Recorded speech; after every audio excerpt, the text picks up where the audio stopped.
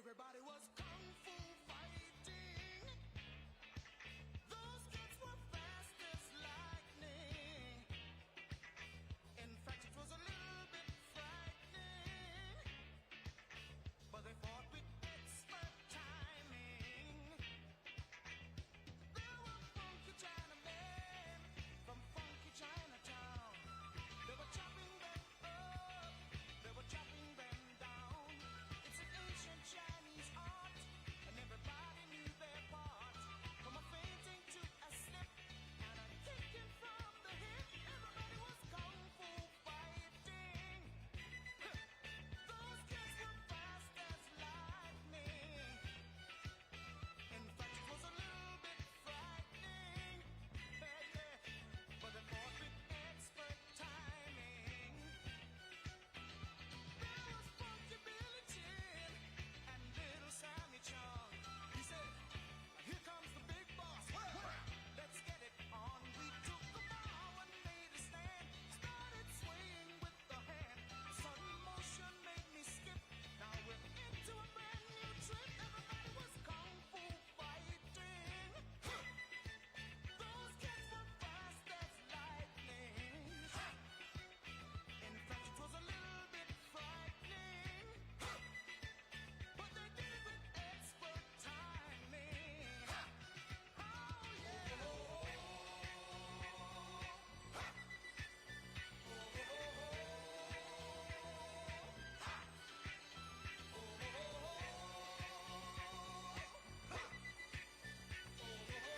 Keep on, keep on, keep on, keep on. Sure, everybody was kung fu fighting. Those kids were fast as lightning. In fact, it was a little bit frightening. Make sure you have expert timing. Kung fu fighting. Hands and feet, fast as lightning.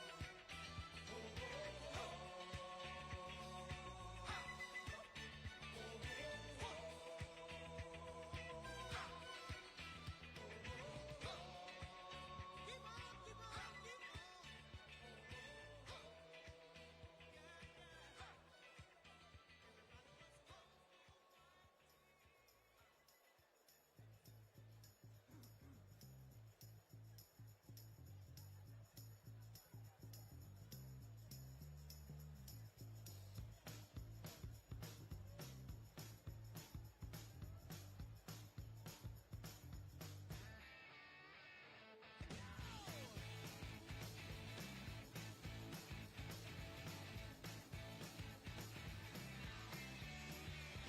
So 1, 2, 3, take my hand and come with me because you look so fine that I really want to make you mine.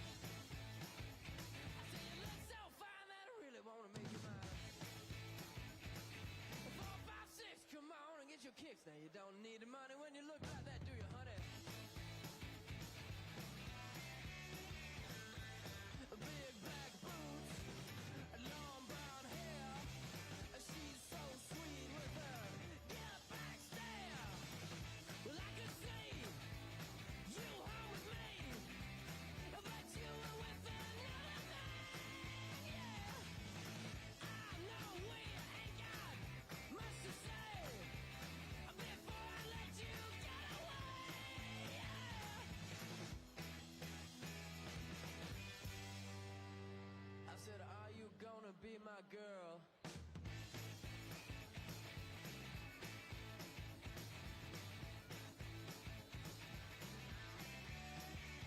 It's 1, 2, 3, take my hand and come with me because you look so fine that I really want to make you mine. I say you look so fine that I really want to make you mine.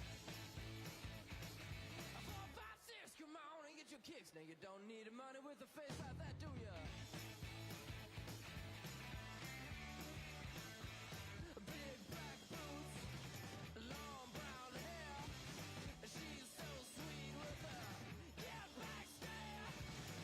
Well, I could see you home with me, but you were with another man, yeah. I know we ain't got much to say before I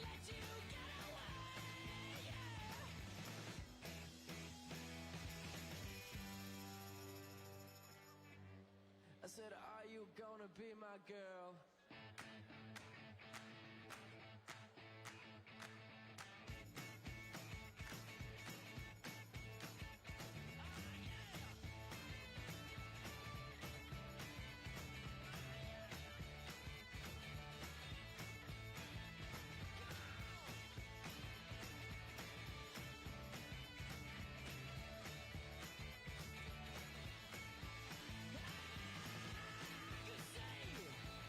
You home with me?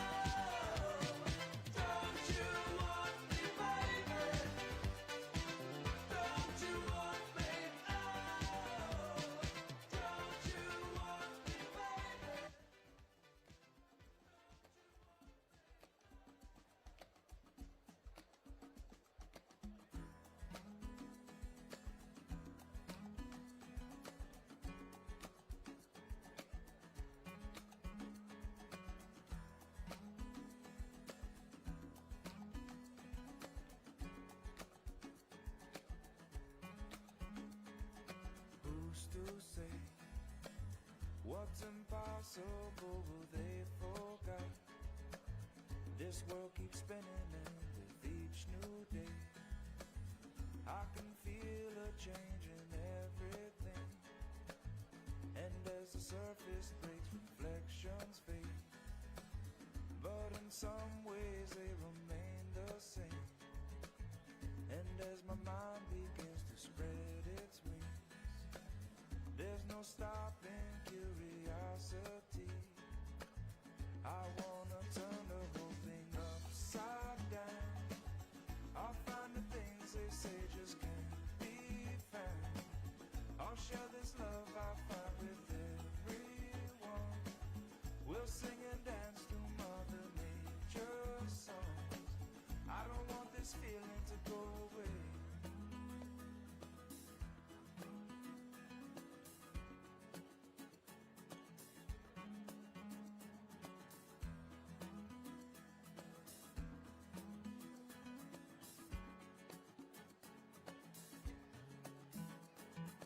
Who's to say I can't do everything? Well, I can try. And as I roll along, I begin to find things aren't always just what they seem. I wanna turn the whole thing upside down. I'll find the things they say just can't be found. I'll share this love I find with everyone. We'll sing and dance to Mother Nature's song. This world keeps spinning and there's no time to waste. Well, it all keeps spinning, spinning round and round and upside down. Who's to say what's impossible and can't be found? I don't want this feeling to go away.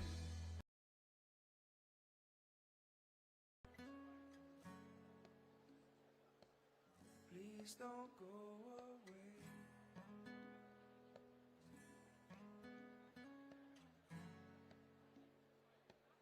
Please don't go away.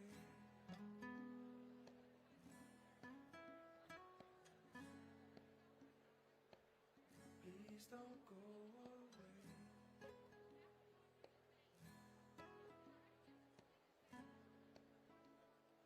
Is this how it's supposed to be? Is this how it's supposed to be?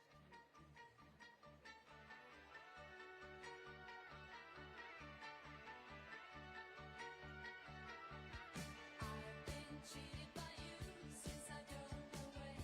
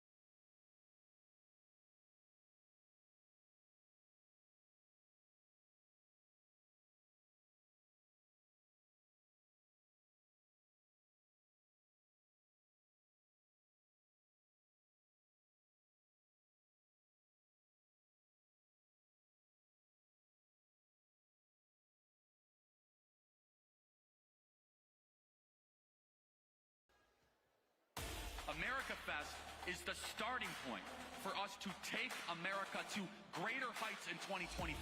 We have a team that is ready to change the world and bring America back to greatness. Experience the greatest celebration of America. 4 days, thousands of patriots, the loudest voices, the strongest leaders. Featuring Tucker Carlson, Steve Bannon, Jesse Waters, Greg Gutfeld, Grant Cardone, Rob Schneider, Matt Walsh, Michael Knowles, Glenn Beck, Riley Gaines, Todd Chrisley, Savannah Chrisley, and more. December 18th to 21st in Phoenix, Arizona. The movement meets here. You won't want to miss this. Register now at amfest.com.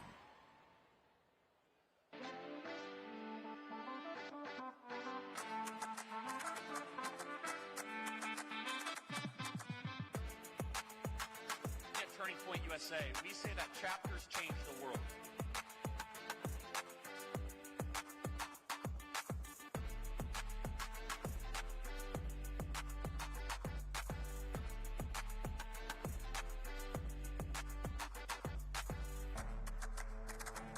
We are Americans, and we are going to win.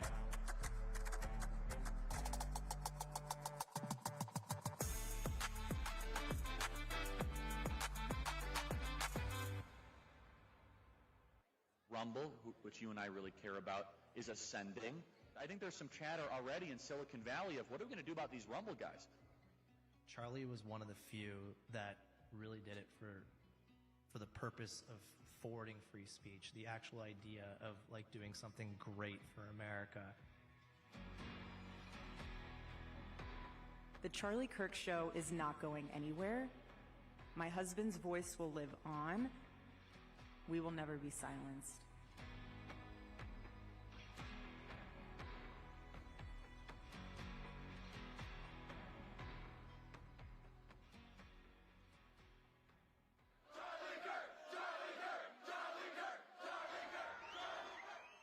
Do you want to change the country? We are Turning Point USA's National Field Program. And we're hiring. Are you looking for a challenging career? Something you can grow with in an ever-changing world? Look, this isn't just a job. It's a journey of development with the mentorship to guide you through. Join an organization where your warrior spirit isn't just welcome, it's essential. The one thing we can promise you is that this is a career that will never get boring. Just ask our biggest fans. So what does the field program do? We are recruiting the next generation of American conservative leaders. We give high school and college students the necessary resources to start successful chapters. We are the boots on the ground, doing the hard work no one else will attempt. Whether that's deep in the South or all the way in California. We plan to host thousands of chapter events across the nation. Many of our staff in leadership positions were former chapter leaders and alumni of Turning Point USA. We mentor passionate young conservatives who love their country. Join us. Late to bed, early to rise. Work like hell. And organize.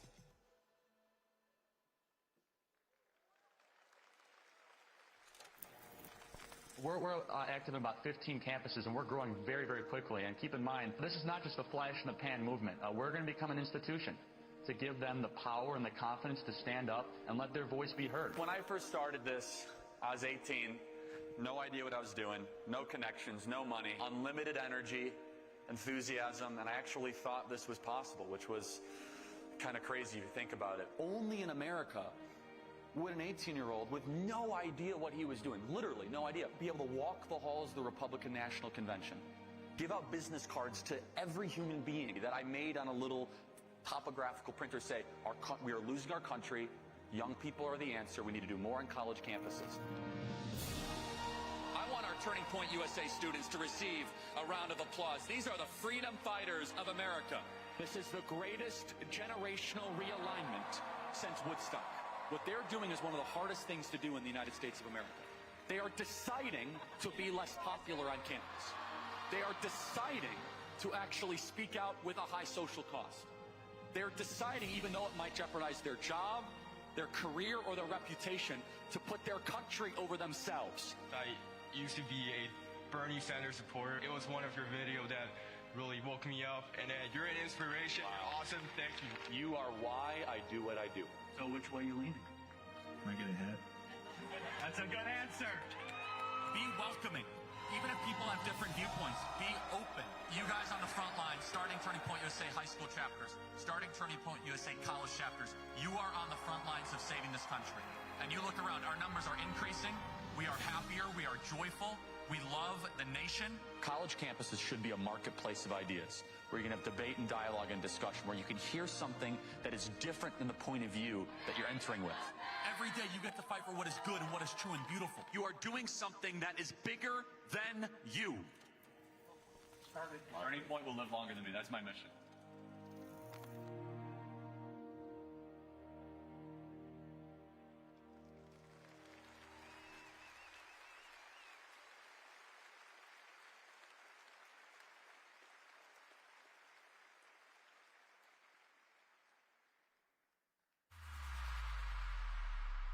Hi, folks. You may be hearing a lot about Y-Refi these days. Student loans are now sitting at $1.8 trillion.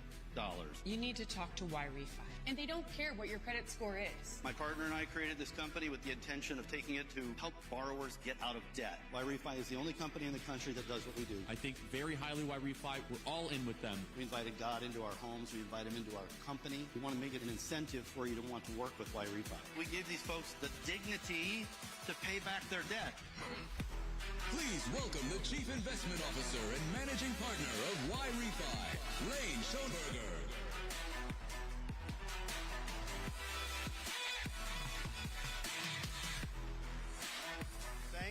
Thank you. Is this thing on? There it is. Okay. Thank you very much. It's a real pleasure to be here. You know, I didn't hear any chanting when I came out. Usually I hear something like, Charlie, Charlie. Can I hear it, please?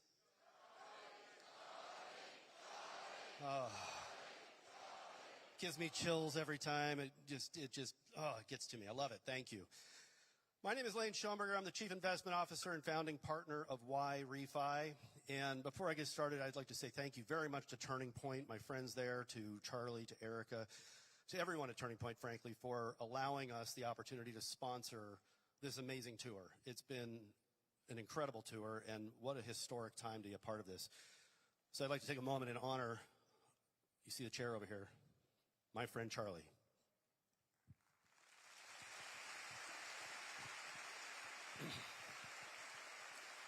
We are all here tonight because this is a turning point.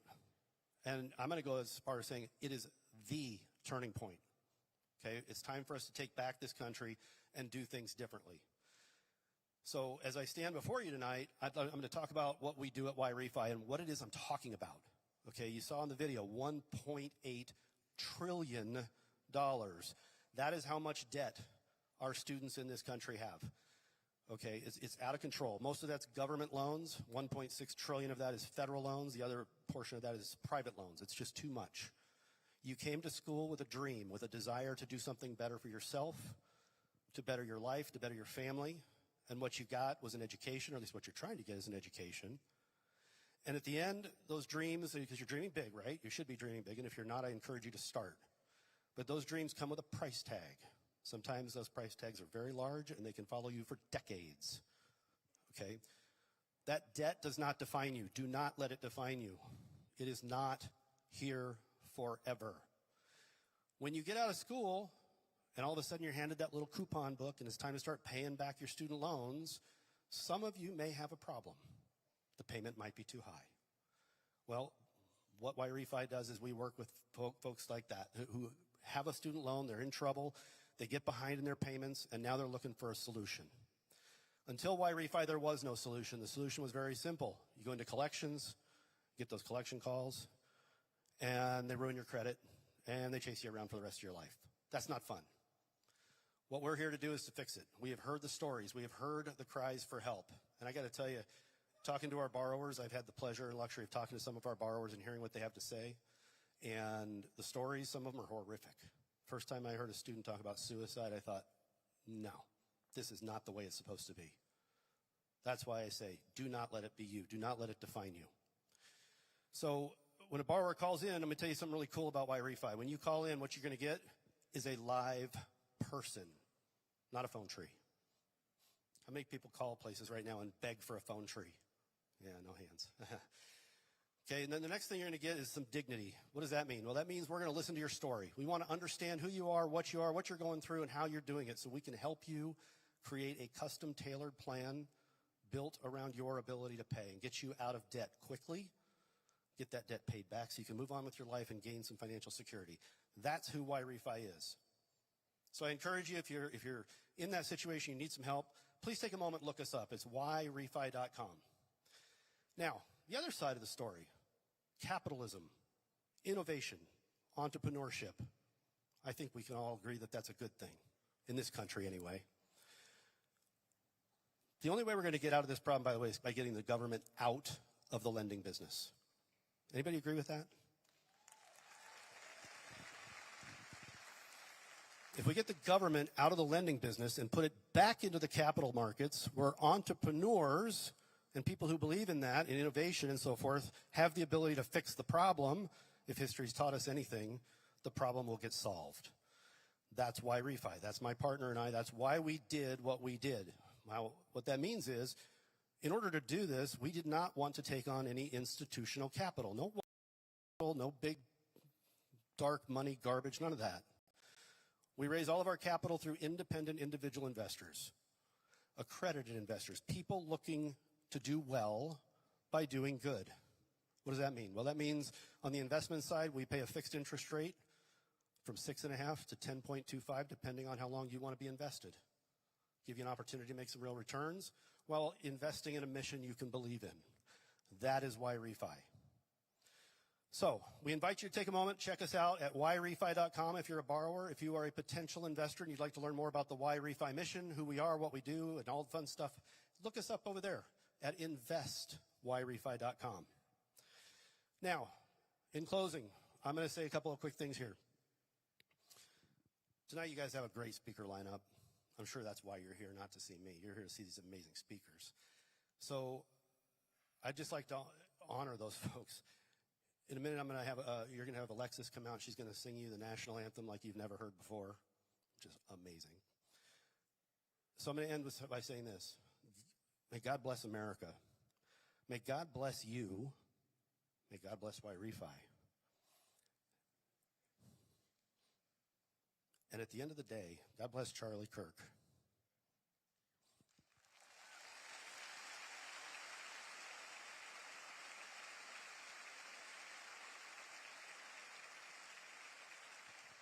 I'd like to thank you for your time this evening. I'm going to step down and hand the microphone over to a dear friend, Alexis. So get ready. Thank you.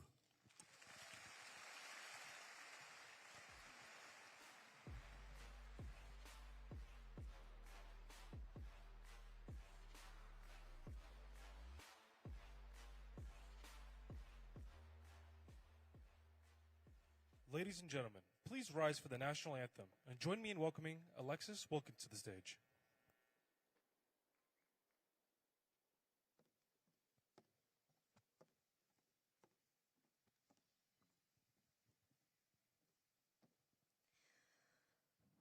Oh, say, can you see by the dawn's early light what so proudly we hailed at the twilight's last gleaming, whose broad stripes and bright stars through the perilous fight o'er the ramparts we watched were so gallantly streaming.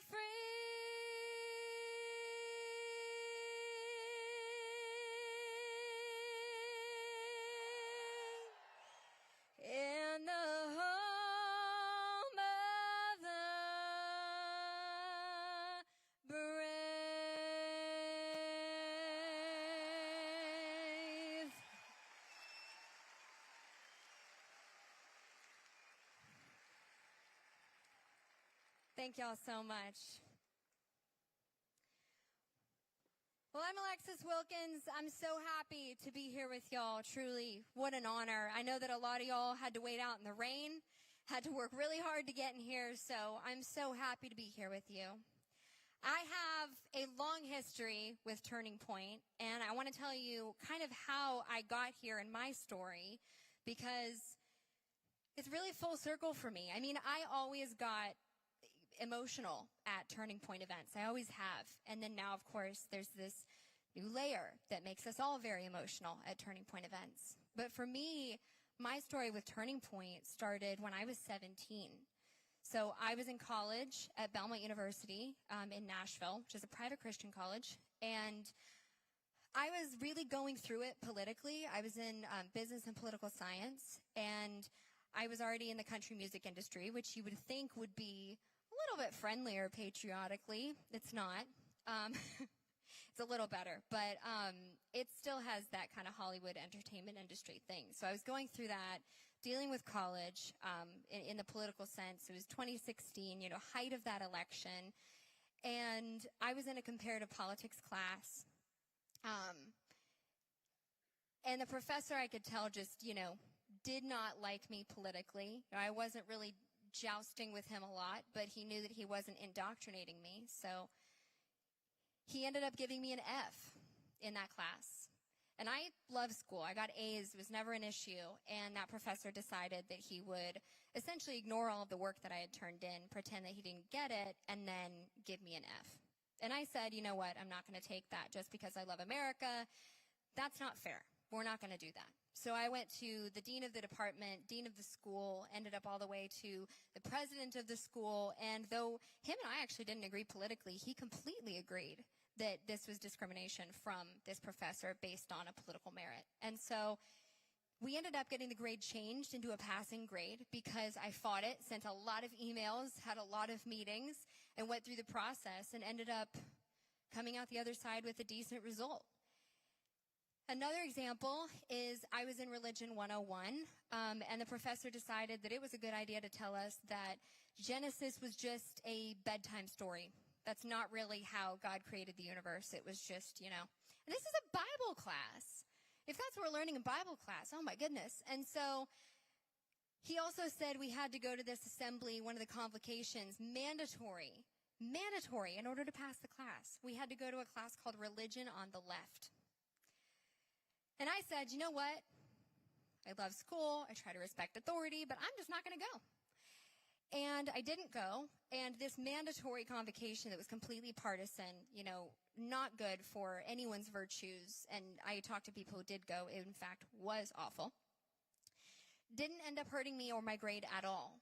And I tried to have good conversation about it. I tried to do the right thing. I went to the head of the religion department. I talked about it. I said, hey, this is what your professor is doing. I'm just wanting to tell you because this didn't feel really in line with what I think that you want to accomplish here. And he was more concerned about who I was and the fact that I was complaining than this professor and what he was teaching students in their classes. So I had a lot of experiences like this. My experience in college was very storied with things like this. I wrote papers that I watermarked and said, I do not agree with this, and then wrote additional addendums onto those papers just to restate my opinion. And the funny part is a lot of the times that happened, it was something tangible that I could prove or disprove. One of them, for instance, was on the steel tariffs that President Trump enacted in his last administration. Our econ professor said that they were going to ruin the economy, ruin the steel industry. I said, I don't think they are. And that was one of the addendums I wrote. And she ended up saying, you know what, Alexis, you were right. So through that whole process, I ended up coming to the conclusion that, I'm not the only one. I know that there are other students that are going through exactly what I'm going through. And, I have the support, and I, won't really take no for an answer, but I know colleagues of mine or fellow students of mine that may not be sticking up for themselves or may be forcing themselves to write papers that they don't agree with in order to get a certain grade. And so I was looking for a community. I felt like I, couldn't solve this problem by myself. And I go home, and of course I'm talking to my mom, and she says, honey, I saw this organization that was starting, that was really just coming up, called Turning Point. You should talk to them. I'm like, okay, I'll talk to this organization. How do I get in touch with this organization? We figure it out. And we end up just calling. And this wonderful man named Bill Montgomery answers the phone. And he says, yeah, I've got this awesome guy, this kid, he's fantastic. He debates like a champion. He's so virtuous. He's incredible. And you know what?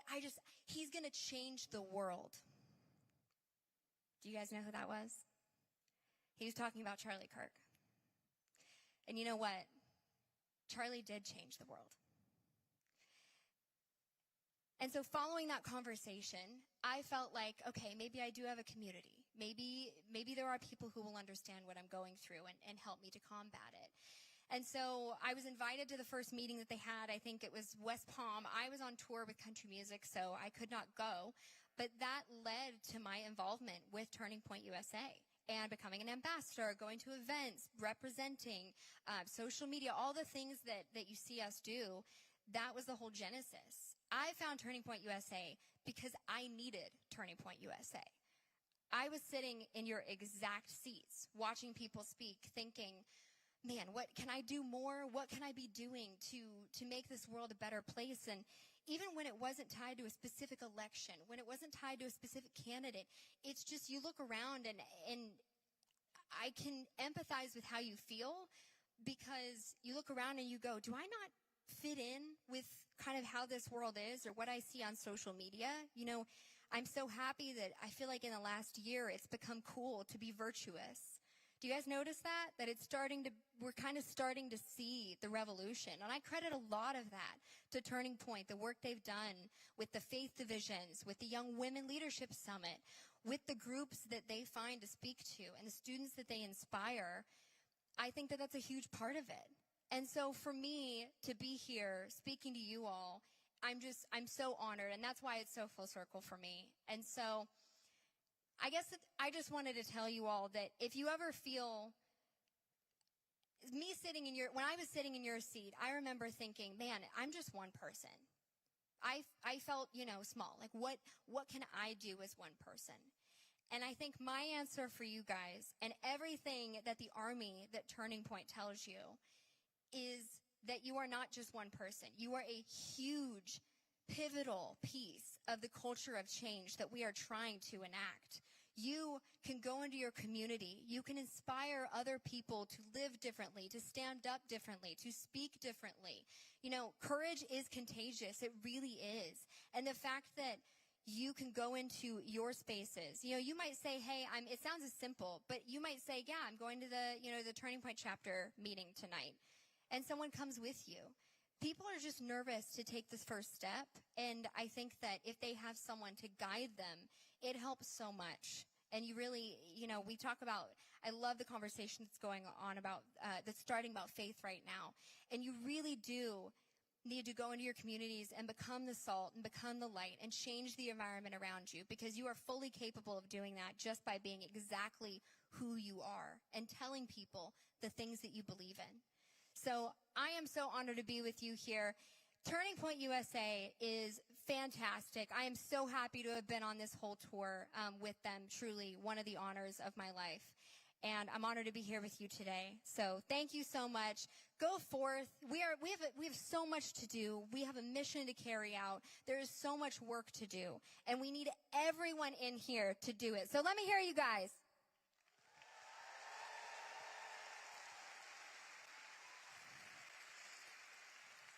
It really takes all of us. And as I've traveled between these campuses, just the outpouring of support and the people that have shown up, I look out. And like I said, Turning Point events have always made me emotional, but this is just next level. So thank you guys for showing up.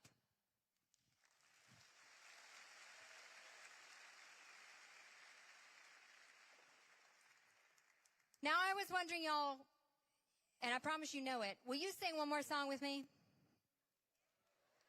Yeah? Don't be scared. You know it, I promise. If tomorrow all the things were gone, I'd work for all my life And I had to start again with just my children and my wife. I thank my lucky stars to be living here today, 'cause the flag still stands for freedom, and they can't take that away. And I'm proud to be an American, where at least I know I'm free. And I won't forget the man who died, who gave that right to me. And I gladly stand up next to you and defend her still today. 'Cause there ain't no doubt I love this land. God bless the USA. From the lakes of Minnesota to the hills of Tennessee, across the plains of Texas, from sea to shining sea, from Detroit down to Houston and New York to LA, there's pride in every American heart, and it's time we stand and say that I'm proud to be an American, where at least I know I'm free. And I won't forget the man who died, who gave that right to me. And I gladly stand up next to you and defend her still today. 'Cause there ain't no doubt I love this land. God bless the USA.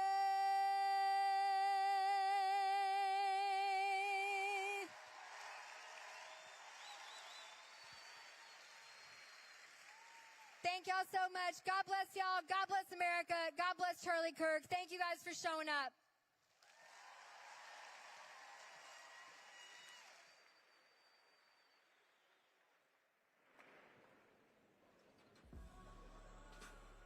Please welcome to the stage Ole Miss Turning Point USA Chapter President Leslie Lockman.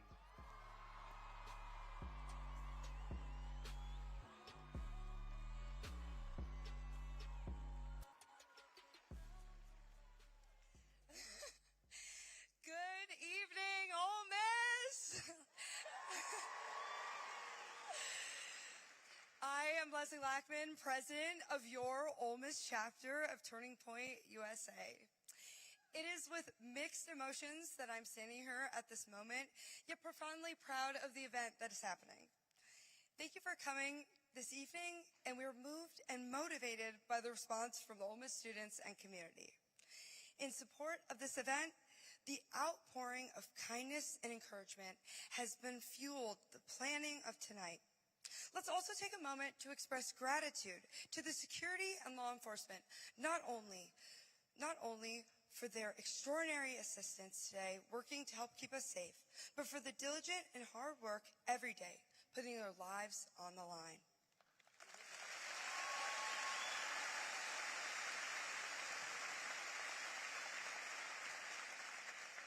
A big thank you also goes out to our Turning Point USA field representative, Jacob Lawrence, and our regional manager, Noah Durham, Dickinson, Davidson, the Turning Point team, plus the entire Declaration of Independence Center here on campus by Dr. Skoltetti.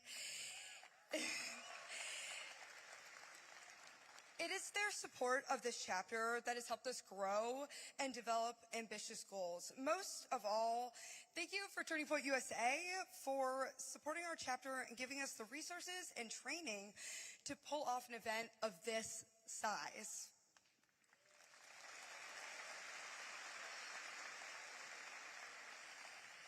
If you are at another university and are interested in starting a chapter, please go to turningpointusa.com/get involved today. We will quickly help you get plugged in to find a chapter. Finally, attend our biggest event of the year, America Fest, this December in Phoenix, Arizona. It is an event you won't want to miss. In July, fellow student and Turning Point treasurer Stephanie Greer and I traveled to Dallas for the Turning Point Women's Conference, where we were moved by many speakers like Riley Gaines, Erica Kirk, and Charlie Kirk. It was there from that stage that Charlie called out to Ole Miss as an example in response to a question. In the following weeks, I did everything I could to get our university to invite him as a speaker, figure out how to fund it, and make Oxford, Mississippi a stop on his tour. And guys, we're here.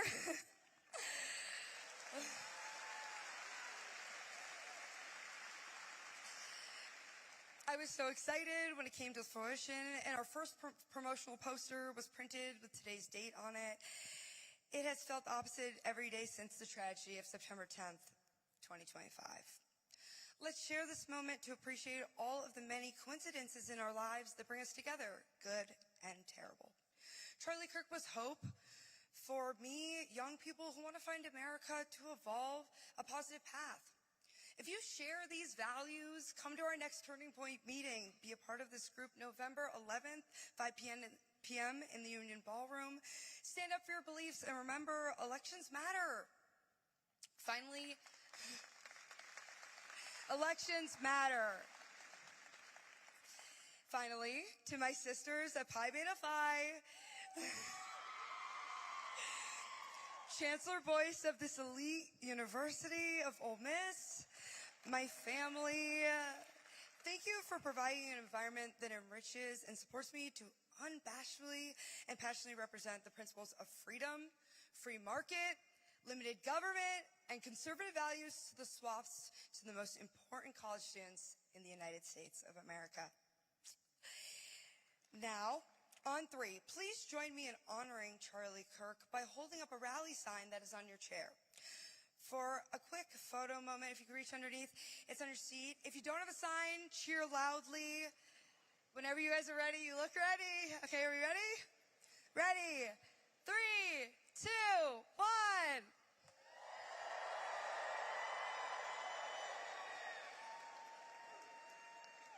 Thank you, guys. There you go. Hotty toddy. A very Ole Miss tradition style. Now, join me in welcoming the 50th Vice President of our great country, the United States of America, JD Vance. And up next, Turning Point CEO and Charlie's wife, Erica Kirk.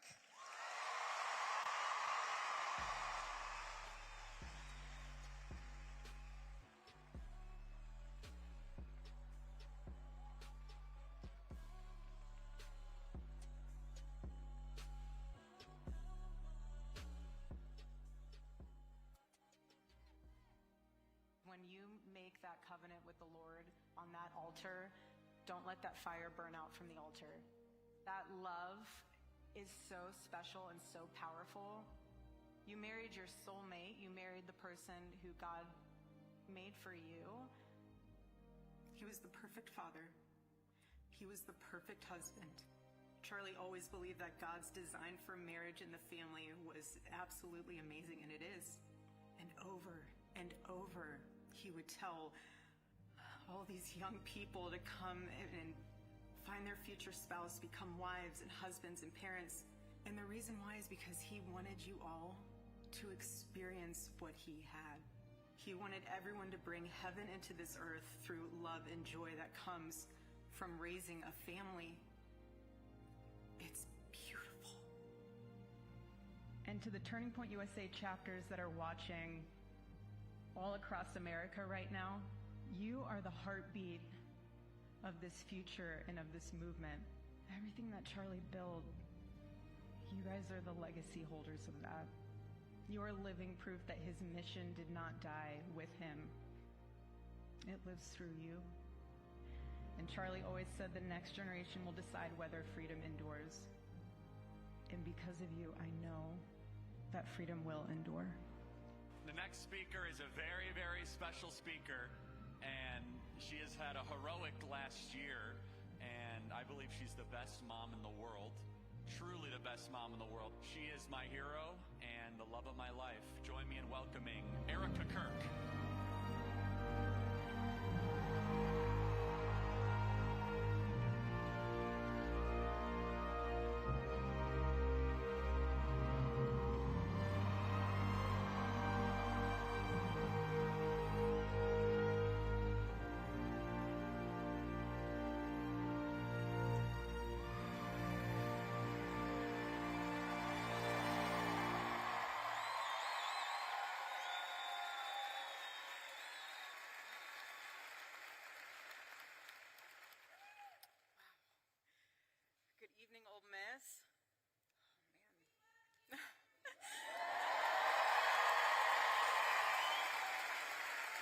love you guys too.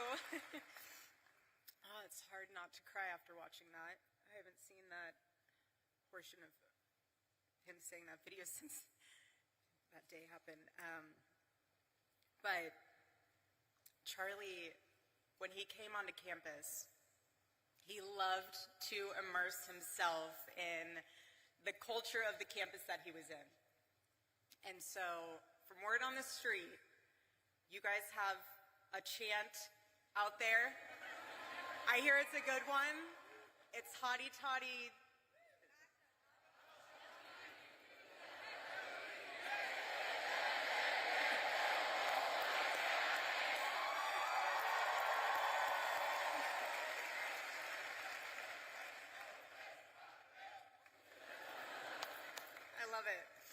I love it, but it's a tremendous honor and blessing to be on stage today, and this is what Turning Point USA is all about.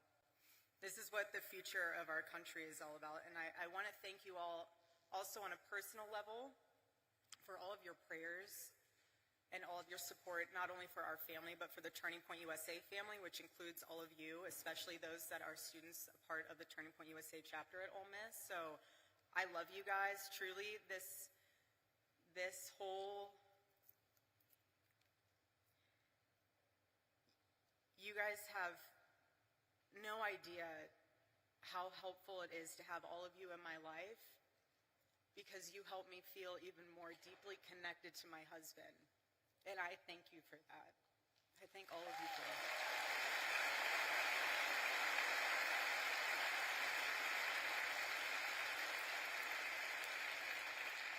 And I say that also because you guys are the heartbeat of Turning Point USA. You're the heartbeat of this organization, and every time we were at an event, especially one that Charlie was speaking at, he would always ask beforehand, he would always ask Mikey or the team, he'd say, who in the audience is a Turning Point USA chapter leader or chapter member? And whenever there was a student there, he would stop everything before the event and he would sit down with them.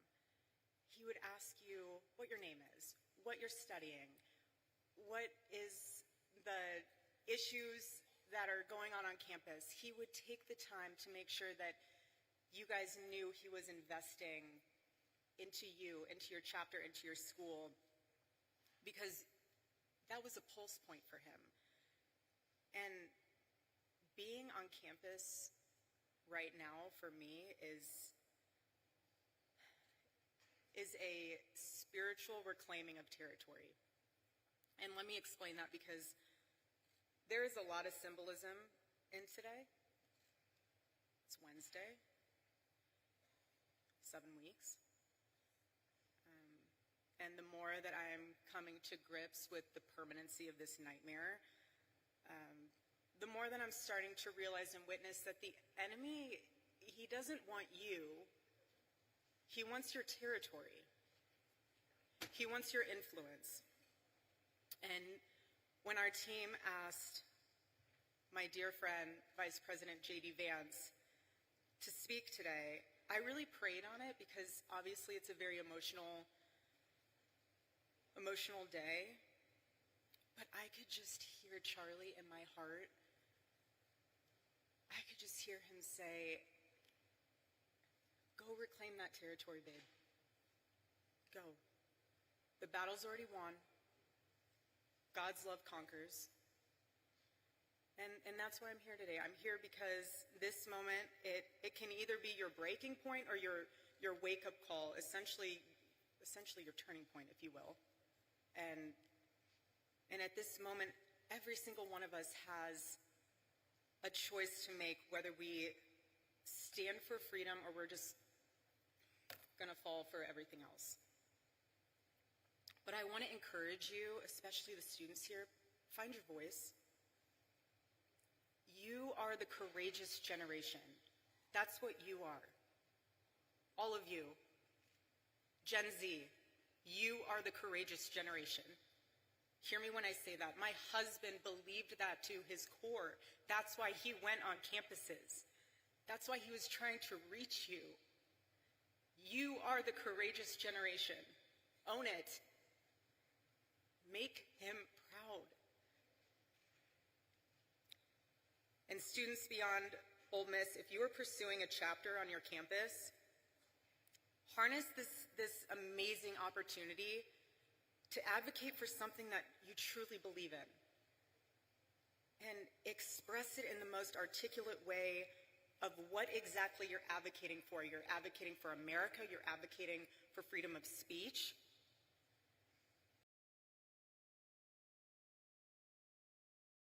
Excited when he named the programs for high schools.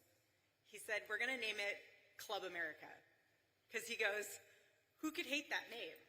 It's the perfect name, Club America, and he loved it. Who could be against it? And I want you to know that if you are trying to start a chapter, I'm with you, we're with you, Charlie's with you. You have an arsenal of Turning Point USA staff members that are with you. But I also, what I've been able to sit back and witness is the leaders that have stepped up to ensure that chapters can happen. For example, I don't know if you guys saw what happened earlier this week with Governor Ron DeSantis, which is amazing. I want to give him a massive shout out because he said, we're announcing a partnership with Turning Point USA. We want to make sure that all high schools in Florida, anybody in a high school that wants to start a Club America chapter will be able to do that. There will be no impediments to that, and certainly no discrimination. That's amazing.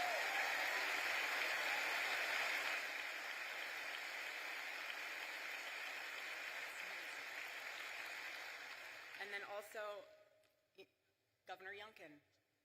I want to thank him as well. He donated generously to Turning Point USA to support new Turning Point USA chapters all over the Commonwealth of Virginia.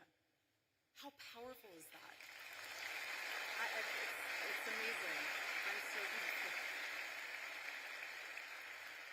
So when I heard that, I just looked up and I was like, all right, Charlie, 2 down, 48 to go. I see you. But Club America and Turning Point USA chapters, if you're wondering what those values are, it's life, liberty, and the pursuit of happiness, and that's what our country was founded on. And when you succeed in establishing that chapter, I want to commend you because that experience will leave a mark on you that will influence every choice that you make for the rest of your life and generations to come. Earn your voice. Charlie loved the word earn. Earn your voice. This is about your legacy. Each one of you in this room, everyone watching, when you earn your voice and you stand up for what is right, that is a part of your legacy, your family's legacy, just as much as it is part of Charlie's legacy. Don't forget that. Don't ever forget that. Because if there's one thing I've learned, especially being with Charlie for the past 7 years, it's that the hope we're looking for is not found in Washington. It's not found in media. It's right here. All of you. This is the hope. And he saw that. He saw that. It's in stadiums like this. Charlie had a visual in his head. He loved the on-campus events, but for the night events, he would send Tyler pictures and the team pictures of, I want our chapter events to look like this. And he sent a picture of one of the largest college football stadiums in the country, packed. That was his vision. And that's what makes all of this so powerful, because your generation is living at a crossroads. And you are living in one of the most defining moments in American history. And we are all witnessing in real time the battle that is raging for the soul of your generation. Again, your generation. This is far more than political. And you will hear the world and the culture, for that matter, pressure you and say, go with the flow, don't ruffle feathers, don't say that, you might offend someone, you might lose some friends if you wear a red hat, if you go to a Turning Point USA chapter event. But when I hear that, I need to be so blunt and honest with you now, because before when I heard it, I said, okay. Now when I hear that, if you're worried about losing a friend, you might. I lost my friend. I lost my best friend. And if you're nervous about standing up for the truth, the assassination of my husband puts into perspective all those fears. It really does. Because my husband never went with the flow. He swam in the streams of significance. And Charlie knew so deeply to his core that comfort doesn't change the world. And you cannot influence the world when you look like it. The enemy of truth doesn't need to destroy a nation overnight. He just needs to convince people that truth no longer matters. And the enemy thrives when Christians don't speak up, when citizens don't vote, when students don't think for themselves. But in Ephesians chapter 5, verse 11, it says, have nothing to do with the fruitless deeds of darkness, but rather expose them. That's what it means to live as salt and light. To bring flavor to a world gone bland, and clarity to a world that lost its way and it's lost in confusion, because Christians are called to go into the public space to correct error with truth, and that's what my husband did. When he would sit there with his microphone, I got to watch this evolve over the years. At first, he would hold the microphone the whole time. He would listen. Then as the years went on, he would put the microphone down, and he wasn't listening, he was hearing. He was absorbing what the students were saying and what they were asking. He was engaging. He was calm. He wasn't combative. He never insulted. He just wanted you to think. Again, like I said, he never told you what to say. He just wanted to challenge you so that what your convictions were, you actually understood why you had them, rather than they being talking points because your professor told you so or your friend told you so. He wanted the best of you because he demanded the best of himself. And Charlie would say this all the time: your rights don't come from the government, they come from God. And he knew what every founding father knew, and nearly almost every university has forgotten, that you cannot have freedom without virtue, and you cannot have virtue without God. And that's what makes this nation so different. That's what makes it worth defending as a courageous generation. And another thing that Charlie used to say all the time is that it does not take skill to be courageous. It takes a choice to be courageous. And now's the time to make that choice. Either you sit on the sidelines. I mean, I don't know what else can wake you up. I really don't know what else could stir that fire within you to get involved or to use your voice or to make a difference. If you're looking for another sign, I have no idea what to tell you. I just want to encourage you, though, that yes, this is about America, and yes, my husband would say saving Western civilization. That's true on both fronts. But deeper than that, this is about your soul, because the fight for freedom starts within. inside of each and every one of you. So again, please stand firm against the wickedness of the devil and the schemes of man. Be alert because his tactics are so clever. What he'll do is he will find one thing. He will find fear, he'll find disappointment, he will find one thing, and he will wedge it in between you and the Lord, and he will make it grow. He will make it grow so much that you lose sight. It becomes this, almost like an eclipse, where the truth is hidden behind it. And yes, the light's still there, but you can't see it anymore. That's the enemy's tactic. And the bottom line is that the enemy doesn't need to change your theology. He just needs to change your vision. And if he can get in your head and blur your vision and distort your vision, he'll do whatever he can. But what the enemy forgets, though, is that the presence of a shadow is proof that there is light. He forgets that. And Charlie's murder might seem like we're standing in a shadow, as if death was the victory meant for the enemy, but looking around in this arena, you are proof that this light of truth burns so brightly. So brightly.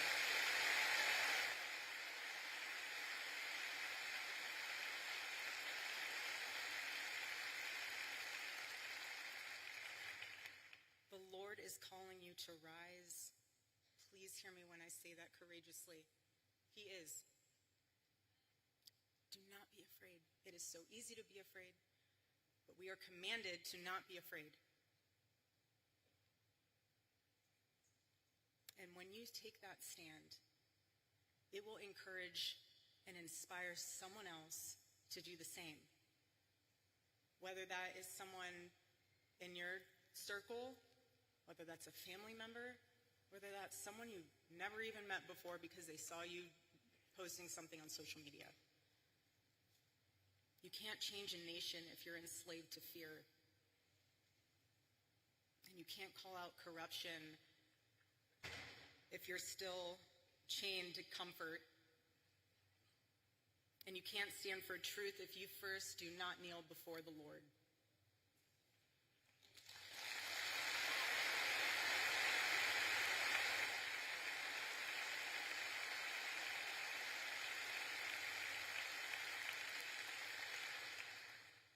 And I know I keep saying it, but I'm trying to drive home a point with you all being labeled as the courageous generation, because this generation will decide if America remembers who she is or if she'll forget. And I believe with all my heart that God placed you here now in Ole Miss, not by accident, but by assignment. There is no mistake that you are here in this stadium and arena today. No mistake. God doesn't make mistakes. Doesn't make mistakes. And when being on this campus, I think of 18-year-old Charlie, who would always say, you know, when I started this, I had no money, no connections, and I had no idea what I was doing. But what he did know what he was doing was that he was obeying the Lord. He was obeying what the Lord had placed inside of his heart to fight for. He did.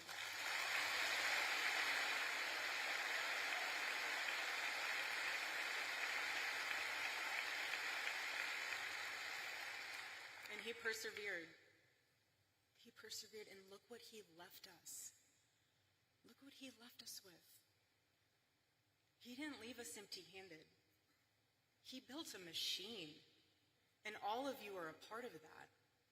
Again, the heartbeat of Turning Point USA. That's what happens when you obey the Lord. A movement like this, it becomes unstoppable. It becomes the revival that it is. And I just want this to be the generation that says, we will not apologize for loving our country first. We will not be silent about our faith. We will not back down when the world tells us to kneel, because we bow only to the King of Kings.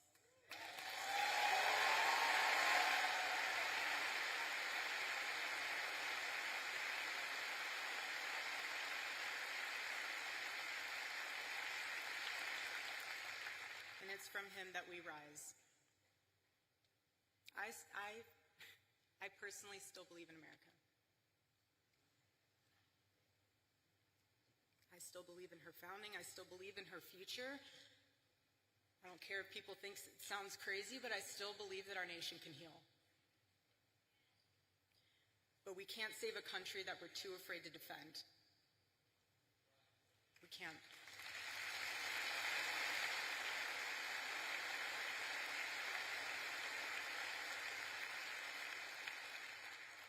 On a more personal note, when we first moved in our home, inside of our bedroom, I had on the side wall, when you walk in, it was above the bookshelves, it says, on two framed pieces of paper, it says, "They will be known by the boldness of their faith." And when I hung that, as many women can attest to this, when you hang things, you see them all the time, you just kind of go about your life. And so, being in the position that I am now, it took me a while to even just make it back into our bedroom. I used to sprint from the opening door into the bathroom and sprint out. I was not ready to walk into our bedroom yet. And when I was finally able to sleep in our bed for the first time, I slept on his side of the bed. And I noticed, because he had to sleep a certain way on his side, facing the outside of the bed, because he had a bad back. I'm sure most of you didn't know that, but he had a really bad back. Anyways, so it's also why he wore compression socks too. I know a lot of people are like, why did he wear compression socks? Circulation. Anyways, so he would sleep that direction, and so I found myself sleeping that direction as well. And when I woke up for the past several nights that I've been able to be in there, I saw that the first thing I'd see is that on the wall, "They will be known by the boldness of their faith." And I thought to myself, he saw that every single morning he woke up. I didn't, because I'm on the other side of the bed, so I'm facing the window. But he saw that every single morning. And then I thought to myself, because when I go to the office, I will never sit in his office chair. So there's like a couch on the side when you walk in, and I sit on the couch. And on his desk, flanked between the Bible verse of Micah, chapter 6, verse 3, it all kind of came together for me. So he sees us on the wall, and then he sees on his desk these three questions that he would ask himself every single day. And it would be, what is something I can do for someone today? The second one was, what is something I can do to add value to the world today? And the third was, how can I honor God today? Those were the three questions combined with the words he saw every single morning. So to me, seeing on his desk, that was him suited up with the armor of the Lord every day. That was his combination. And what I'm realizing with that is those were the action points of how to have courage. Because you can ask me, well, how do I become courageous? Ask yourself those three questions every single day. And I promise you, you will get courage. You will. Because what death amplifies even more is that You only get one life. Just one. That's it. It's an eternal life. So that's why you have to live like it matters. But I want to remind you that God has created you for greatness, not for something that's lifeless, just greatness. And the question isn't how long you're going to live. It's what are you going to do with your life and the time that the Lord has blessed you with? What are you going to do with that? That's the question.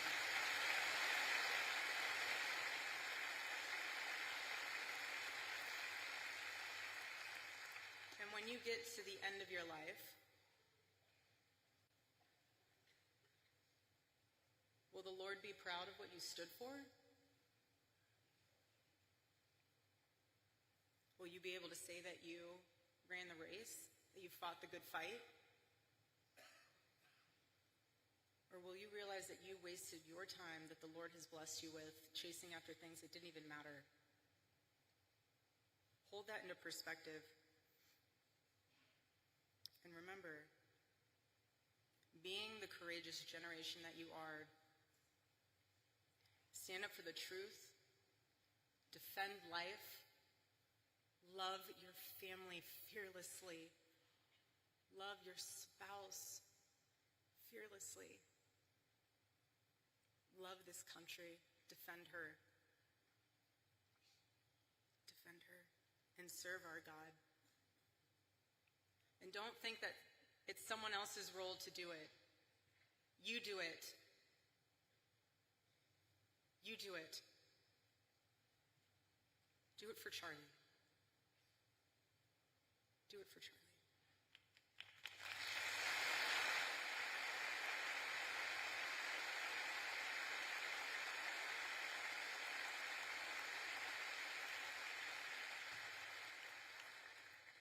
And I am tremendously blessed and honored tonight to be able to introduce to you a very, very dear friend and his wife.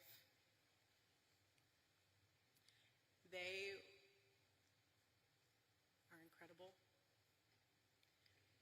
And I see no one will ever replace my husband.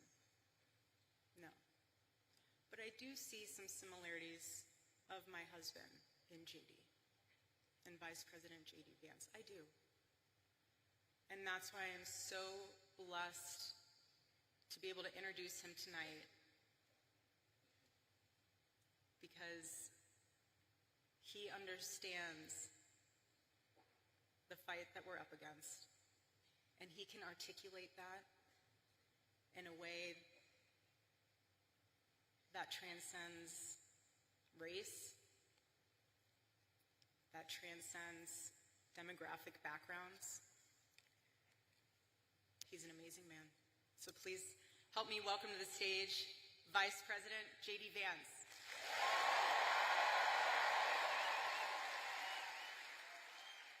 I am honored to introduce a friend of mine, somebody that I have just been so thrilled to see ascend American politics. His story is uniquely American. Growing up in poverty, difficult circumstances, serving his country honorably and heroically in the United States Marine Corps, being an America First champion in Congress, and somebody who I know will bring this vision to make America great again. Join me in welcoming JD Vance, everybody.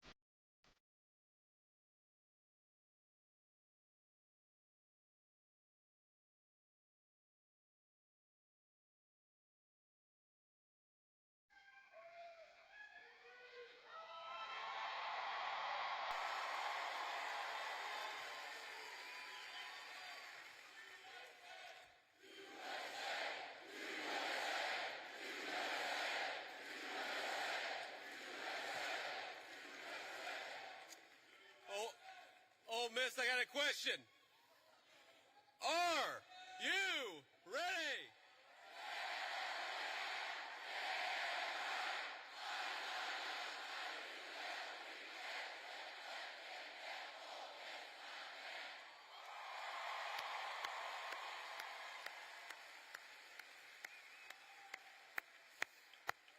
Wow, that was impressive. They told me that would be impressive, and they were exactly right. So let me say a few words of thank you first to my dear friend and the widow of my dear friend Charlie Kirk. Erica, you have been such an amazing inspiration to the entire country. How much do we love Erica Kirk? She's done a hell of a job.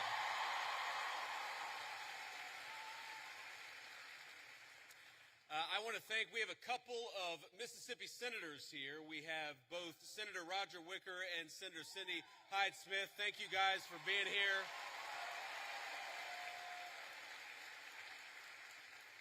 We have the governor of Mississippi with us. We got an all-star crowd here. Governor, thank you for being here.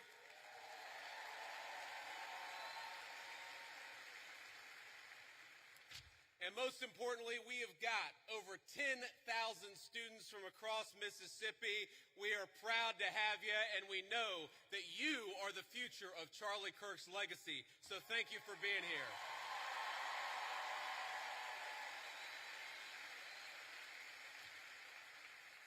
You know, I got this whole speech written, and I'm not going to deliver any of what I had written. I'm just going to speak from the heart, because that's what Charlie would so often do. And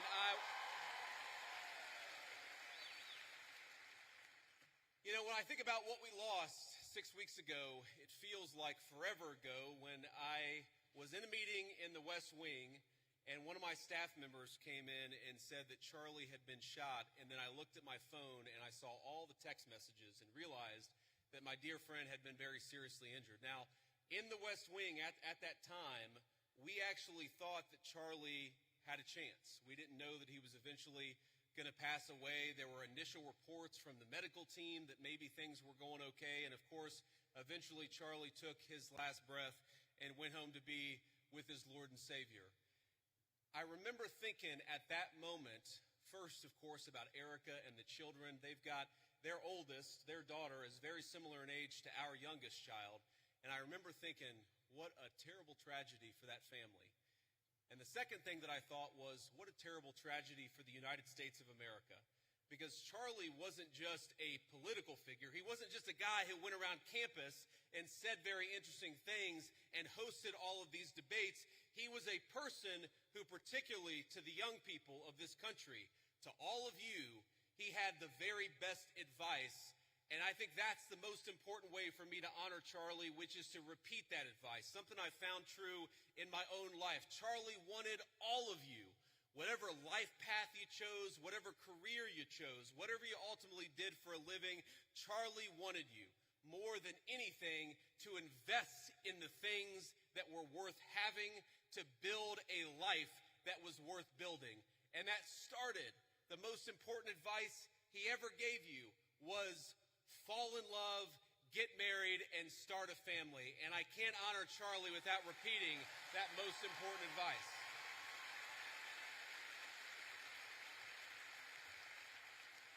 Now, most of you are probably too young to have found the person you're going to spend the rest of your life with. Some of you are lucky enough to have found that person already. But I will tell you, if you're as lucky and blessed as I have been, it hits you like a ton of bricks. And I found that person in my lovely wife, Usha, our second lady, who is here with us today. She's sitting in the audience somewhere, I don't know where. But I love you, honey. And have children. That's something Charlie also always told. I grew up in a generation. I'm 41 years old. I'm a millennial. And if you're being uncharitable, you would call me a geriatric millennial, which I really hate.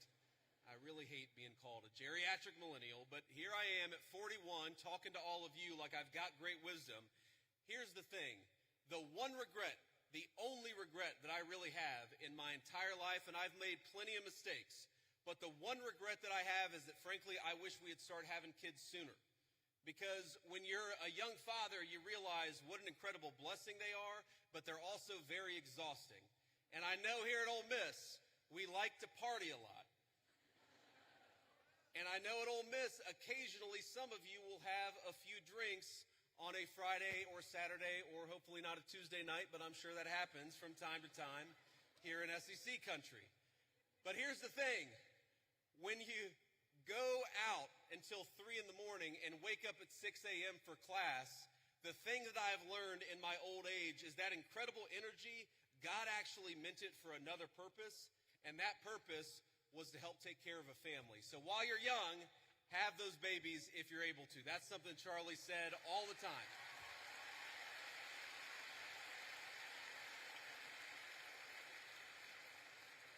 But if you think of that advice, Charlie wanted you to get married. He wanted you to fall in love. He wanted you to build a family. He wanted you to find a vocation. That was the advice that he gave on campuses. But that's not just about you. That's also about our country and about our government. Because while you have the freedom to live life as you so choose, I have got a responsibility as your vice president to make the American dream as accessible as possible.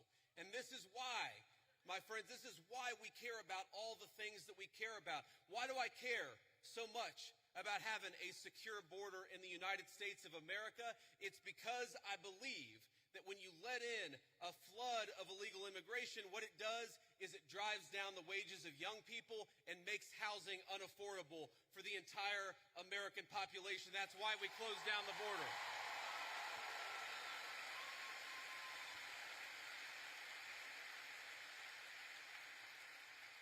The left will say our immigration policy is about hating immigration, hating immigrants. We don't hate anybody. We love our fellow citizens, and because we want them to have the American dream, we shut that border down the very first day that Donald J. Trump was the President of the United States.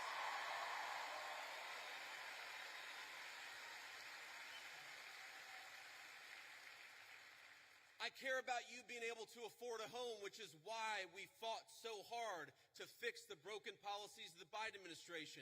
I want a lot of you, I'm sure there are military veterans in this room right now. I'm sure there are a lot of people who will join the military in the future, and we're proud of you. But part of America First is ensuring that we never ask you to go and do the American people's business unless it is in the interest of the United States of America, and that's how we honor the sacrifice of our troops.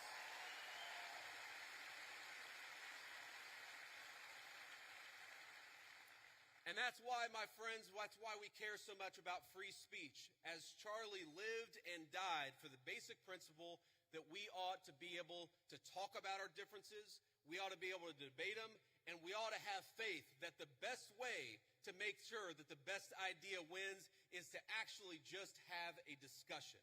And that is what this event is all about. That is what Turning Points USA is all about. And I'm so proud, and most of all, I'm so grateful to each and every person, whether you're a Republican or a Democrat, for coming out and honoring one of the most important parts of Charlie's legacy, because we're going to have a discussion tonight, and that's what Charlie would want us to do.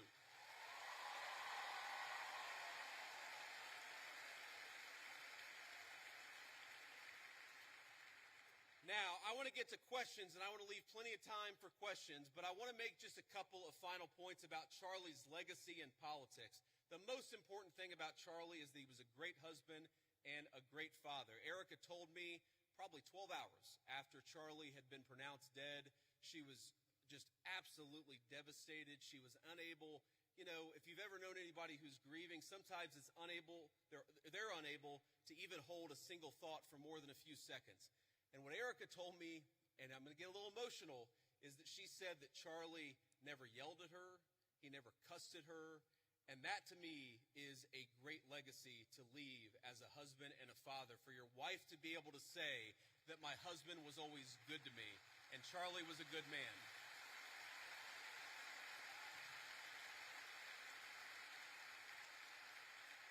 But he also had the legacy of believing in political debate, and he was the most effective person in politics that I have ever seen.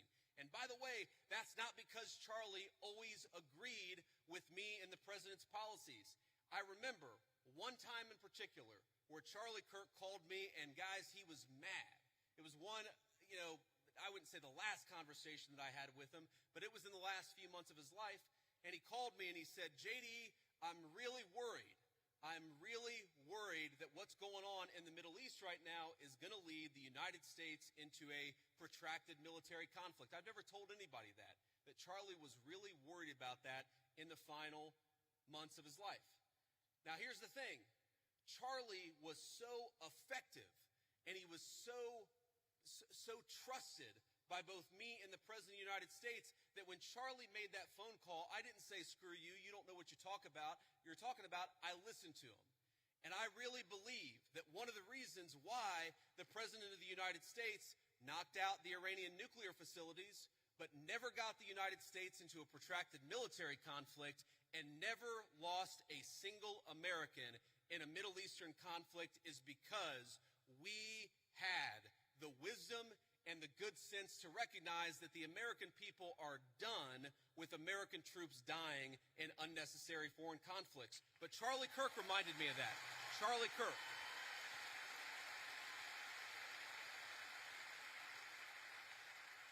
So that was a great moment for our country. It was a great moment for my friendship with Charlie Kirk, because friendship is not just about telling everybody what they want to hear.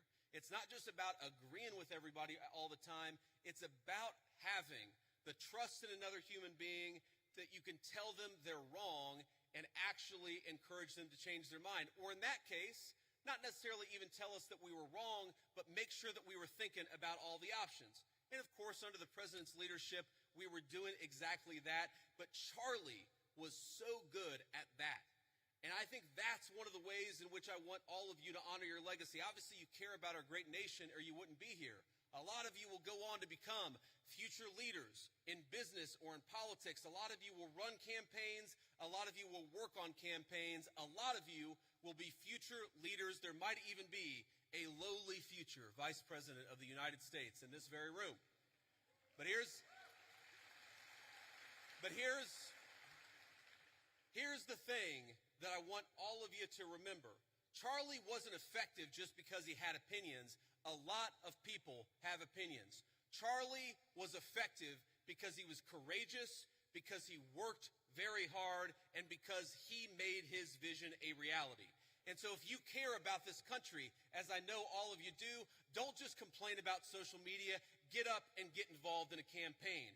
If you want a better policy outcome, even from an administration that you voted for, then get out and get involved and making your voice heard. If you care about this country, love it enough to get involved in the process and how we govern it. That is the only way we are going to save the United States of America, and that is perhaps the greatest contribution that you can make to Charlie Kirk's legacy is getting involved in saving this country. I'm in the fight, and I know every single one of you are with me. God bless you, and thank you for having me.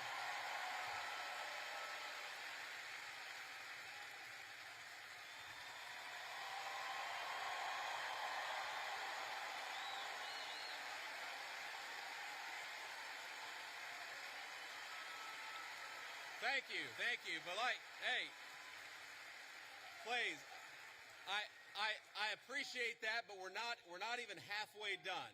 So here's I don't know what you're saying, but it sounds awesome.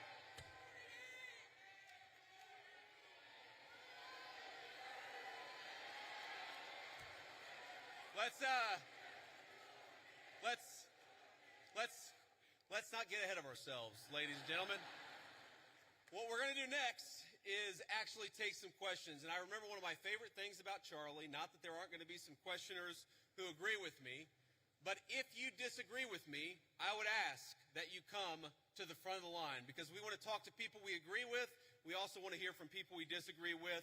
It is hard for me to see because the spotlights are very bright, but whoever's in line, go ahead and ask your question. Oh, there we go. Okay, now I can see you. How you doing? Hi, Mr. Vice President. Thank you so much for being here. My name's Lucy. And I'm Ellie, and we're with the Turning Point chapter for this question. Thank you, guys. Yes. Can you tell us how your faith helps you in your role as Vice President? Well, I appreciate that. That is a very good question. And this is another way in which Charlie has affected my life. I would say that I grew up, again, in a generation where even if people had very deep personal faith, they didn't talk about their faith a whole lot. And I grew up in a country where you just didn't hear political leaders talk about their faith. But the reason why I try to be the best husband I can be, the best father I can be, the reason why I care so much about all the issues that we're going to talk about is because I believe that I've been placed in this position for a brief period of time to do the most amount of good for God and for the country that I love so much. And that's the most important way that my faith influences me, is we all get a limited opportunity to make a difference. And if you believe as we believe, you believe that God, you believe that Jesus Christ has a plan. And sometimes we don't understand that plan. By the way, one way I don't understand that plan is why my friend lost his life 6 weeks ago. Sometimes I get pissed off about that. But what I remind myself is that there is a deeper rhythm, that Jesus Christ is the author of the fate of human history, and we are charged to do everything that we can to effectuate that vision, to make our country a more virtuous place, a more prosperous place where people can raise a family and not be persecuted for their faith, but teach their children their faith. That recognition that all of us have a duty. And I have two very important duties as Vice President of the United States, to the American people and to God, and that's the most important influence my faith has on me. Thank you.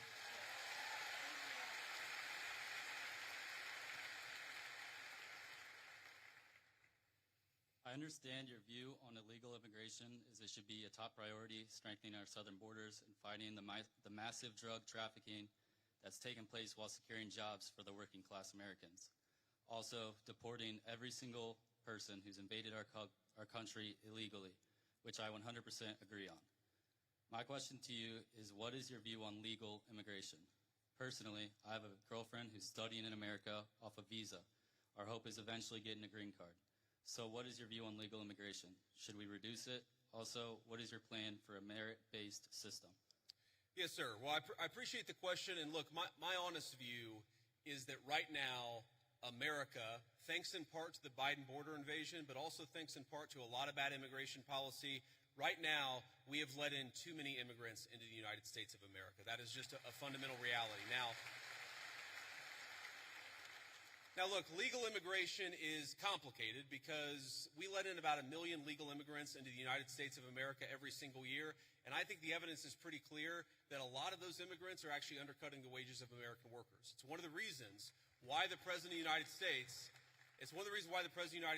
and a lot of us in the administration have encouraged H-1B reform, because if you look at the H-1B visa, what it's supposed to be is that you have a super genius who's studying at an American university, who's working at a great company. You want that super genius to stay in the United States of America and not go somewhere else. What it's actually used to do is hire an accountant at a 50% discount to an American citizen. I don't think that we should be hiring accountants from foreign countries when we've got accountants right here in the United States that would love to work for a good wage.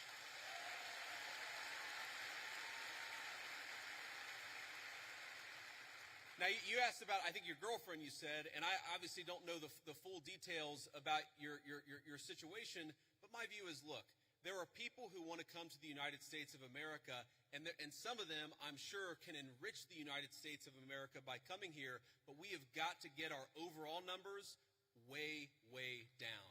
Too many people have come into the United States of America. I am married to the daughter of immigrants who came to the United States in the 1980s. I do believe that many immigrants do in fact enrich the United States of America, but here's the problem. We don't even know how many illegal aliens we have. We don't even know. The best guess is probably 25, 30 million people. I've heard estimates as high as 50 million. When something like that happens, you've got to allow your own society to cohere a little bit, to build a sense of common identity, for all the newcomers to assimilate, the ones who are going to stay, to assimilate into American culture. Until you do that, you've got to be careful about any additional immigration, in my view. Thank you, sir. Thank you.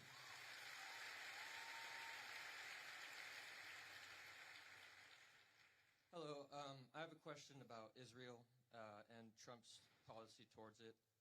Do you think it's a conflict of interest for Miriam Adelson, an Israeli donor, to give millions of dollars to his campaign and then Trump have pro-Israeli policies? Well, if you're asking, do I think the President of the United States has a conflict of interest? No, I do not, because I know how the President of the United States makes his decisions, and I see it behind the scenes. Now, as the President himself has said, Miriam Adelson, who, by the way, I know, and I have a very good relationship with her, she is very clear about the fact. She doesn't hide the fact that she really loves Israel, and that is part of what motivates her political giving. That is a reality. At the same time, the President of the United States is America first through and through. And let me give you just a couple of examples of this. Number one, we have heard from some pro-Israel voices, some people who really love the state of Israel, that they don't want us to have a relationship with certain Middle Eastern countries. Well, the president, his attitude is, we need to build relationships with any country where we have shared interests, and he's going to do it if it's in the interest of the American people, and he's done exactly that. Number two, there were people, and I remember this criticism of the President of the United States, I just raised it in the context of a conversation that I had with Charlie. I remember when people said that the President of the United States was going to get us into a multi-100,000 troop regime change war for Israel. This was 4 months ago, this was 6 months ago. Now, the people who accused the President of the United States of wanting to get us into a regime change war for Israel, I wonder if they stepped back and said, you know what, we were wrong about that, because the President of the United States did not want to get us into a regime change war for any other country. He wanted to knock out a nuclear facility and get everybody back home, and that's exactly what he did. So I understand there's some frustrations out there, but I think the President of the United States, more than any president of my lifetime, is willing to stand up to anybody if he thinks it puts the interests of the American people first. Thank you. Hello, Vice President Vance. How you doing? Good. I have a question. Do you condone large private corporations such as Palantir hoarding data caches on U.S. citizens? No, I don't condone it. And here's the thing. So I get asked about Palantir a lot because there's this internet meme out there that somehow I am super in bed with Palantir. And here's the thing that I'd say about this. Palantir is a private company. They sometimes do a useful service, and sometimes they're going to do things that we don't like. You should be demanding that your representatives do two things when it comes to Palantir or when it comes to any other technology company. Number one, protecting your data. What's going on with artificial intelligence is going to mean that there are massive inducements to steal your data, to harvest it, and to use it against you to sell digital advertisements. That is not what I believe in, and I've been fighting against it, whether it's Palantir or any other technology company, literally before I ran for office. When I ran for office, I was criticized by Republicans in my Republican Senate primary because I was talking then about Google and Facebook harvesting our data. It's unacceptable. I don't care who does it. I don't want them to do it. Number two, and this is also very important, what's going on with artificial intelligence, we got to be worried about large-scale surveillance, okay? Everything. You asked about Palantir. Do you know that every time you make a credit card transaction, the credit card companies are collecting data on how you spend your money? Do you know that every time you linger over a link on the internet for more than a half second, the search engines are collecting data on you so that they can sell you advertisements? One of the biggest questions for American policy over the next 10 years is how to ensure that you are a sovereign citizen. And you cannot be a sovereign citizen if any private corporation or any government can steal something from you that belongs to you. Yes, sir. Thank you. Thank you.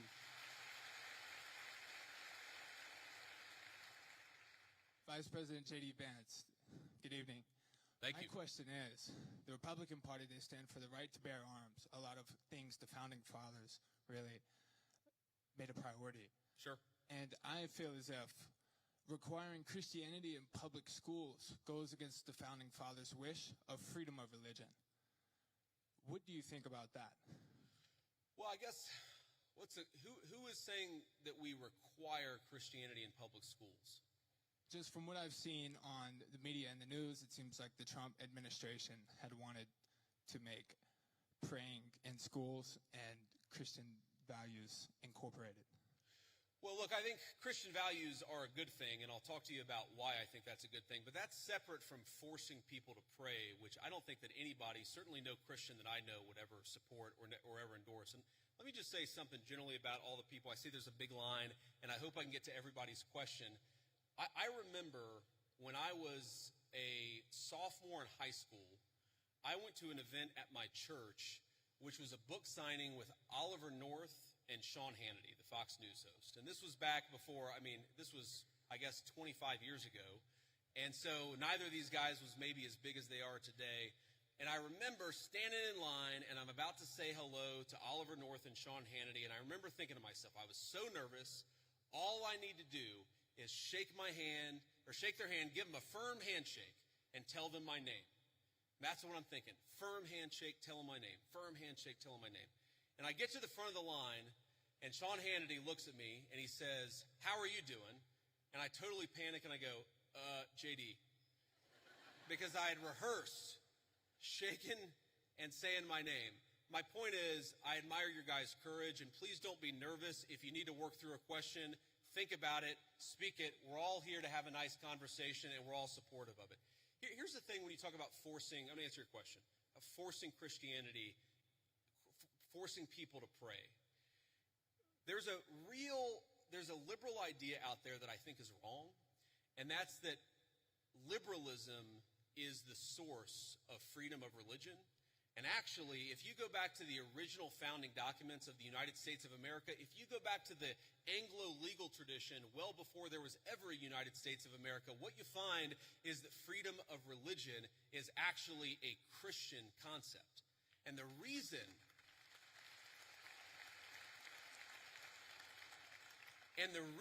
it's a Christian concept is very simple. Because Christianity, Imago Dei, the idea that we are all made in the image of our Creator, means that we must respect the free will of every single person. Now, part of that is you have a conversation with people. Having free will doesn't mean that you're not allowed to encourage somebody, that you're not allowed to talk to somebody about your faith, that you're not allowed to talk about certain values in school.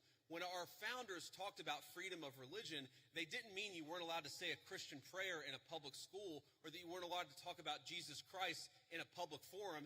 They just meant that nobody could force you to profess the Christian faith. That had to come from your own free will. And I believe that, and I think every Christian who I've ever spoken to believes that the source is the Christian, the source of your faith, the Christian understanding must be your own free will. But here's the thing about Christian values. There are a lot of Christian values out there that I think that we've just sort of assumed and we've in fact taken for granted. Christian values are the idea that you should respect every single person as an individual. Whatever the color of their skin, created in the image of God, that's a Christian concept. And in fact, it was a Christian empire, Great Britain, that abolished slavery to begin with. The idea that we should eliminate child sacrifice. What did the Christian settlers find when they came to the New World? They found a lot of civilizations that were murdering babies in weird religious rituals. It was Christianity that said we don't kill children just because they're somehow inconvenient to people. A lot of the things, human rights, the very idea that human beings have rights are a Christian concept. And so I'd ask you, my assumption based on the question is that you're skeptical of Christianity, or at least of certain public professions of Christianity. One of my favorite Bible verses is, "By your fruits ye shall know them." And I think that the fruits of the Christian faith are the most moral, the most just, and the most prosperous civilization in history. I make no apologies for believing that Christianity is the pathway to God. I make no apologies for thinking that Christian values are an important foundation of this country, but I'm not going to force you to believe in anything because that's not what God wants and that's not what I want either. So, go ahead. For the school system, do you agree that there should be Christian implementation, or do you think that school system should be neutral and be focused on science, literature, reading, writing, arithmetic? Well, I reject the idea that anything is purely neutral. Okay, there are, for example, let's take a basic scientific fact, and this is a little spicy. I'm not trying to make this too controversial, but take the basic scientific fact of, can you take a pill to change your biological gender? Okay, now that's something that 15 years ago, quite literally, every single scientist in the Western world would have said, absolutely not, that's crazy, and now people will. I think the premise of your question, I don't totally share it because I don't think perfect neutrality is possible. What is it? You talk about history. Was Christopher Columbus a great explorer, or was he a guy who committed genocide against the native populations? These debates, I'm happy to have them, but I reject the idea that there are truly neutral debates. Anybody who's telling you their view is neutral likely has an agenda to sell you, and I'm at least honest about the fact that I think the Christian foundation of this country is a good thing.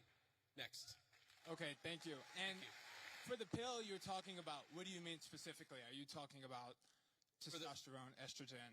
Yeah, I'm talking about hormone replacement therapy. That's what I'm talking about. Just to be respectful, let's keep it going. Yes, thank you. Have a good night. You too. Hello, Mr. Vice President. Thank you so much for giving this opportunity to talk here today. I did not agree with many of the things that you said right ahead of this, but I don't think that's my point to discuss here. What I want to ask is, you are married to a woman who is not Christian. In her Wikipedia, I mean, I just looked that up. I wanted to know what her faith was. I didn't know this before. But she still calls herself Hindu. You are raising 3 kids in cultural, racial, religious household. How are you maintaining, or how are you teaching your kids not to keep your religion ahead of their mother's religion? Or how are you teaching them that your kind, they're that kind who got here just few years or few decades ago is different or is better than your mom's kind who got here just a generation before? How are you balancing that? And when you talk about too many immigrants here, when did you guys decide that number? Why did you sell us a dream? You made us spend our youth, our wealth in this country and gave us a dream. You don't owe us anything. We have worked hard for it. Then how can you, as a vice president, stand there and say that we have too many of them now and we are going to take them out to people who are here rightfully so by paying the money that you guys asked us? You gave us the path, and now how can you stop it and tell us we don't belong here anymore? And one more thing, I'm sorry. One more thing. Do you have to There's a lot there. I don't know if I'm going to remember all this, but I will try. I'm sorry. I had to say all of this, and please take it with due. I mean, I'm saying all of this with due respect. Go ahead. Please. I have no intention of causing a scene here or anything, but we're not close to causing a scene. Don't worry. But we talked about Christianity, all of this. I'm not even Christian, and I'm here standing to so support. Why are we making Christianity one of the major things that you have to have in common to be one of you guys, to show that I love America just as much as you do? Why is that still a question? Why do I have to be a Christian? Okay.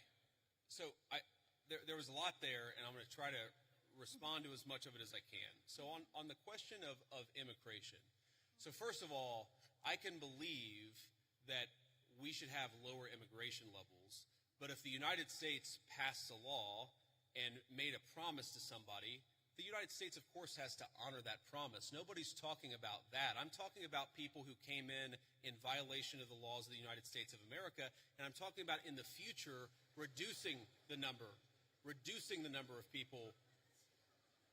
Sorry, what? May I continue on that?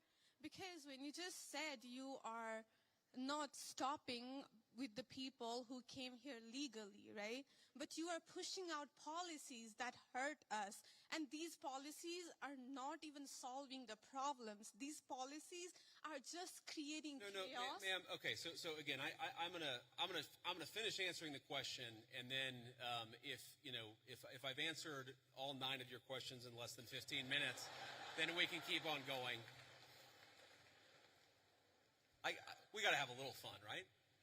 So here's the thing. I can believe that the United States should lower its levels of immigration in the future, while also respecting that there are people who have come here through lawful immigration pathways that have contributed to the country. But just because one person or 10 people or 100 people came in legally and contributed to the United States of America, does that mean that we're thereby committed to let in 1 million or 10 million or 100 million people a year in the future? No, that's not right. We cannot have, I'll go and finish. We cannot have an immigration policy where what was good for the country 50 or 60 years ago binds the country inevitably for the future. There's too many people who want to come to the United States of America, and my job as vice president is not to look out for the interests of the whole world. It's to look out for the people of the United States. Now,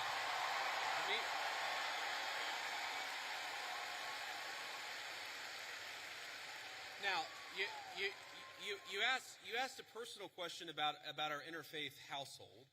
And yes, my wife did not grow up Christian. I think it's fair to say that she grew up in a Hindu family, but not a particularly religious family in either direction. In fact, when I met my wife, we were both, I would consider myself an agnostic or an atheist, and that's what I think she would have considered herself as well. You know, everybody has to come to their own arrangement here. The way that we've come to our arrangement is she's my best friend. We talk to each other about this stuff. So we decided to raise our kids Christian. Our two oldest kids who go to school, they go to a Christian school.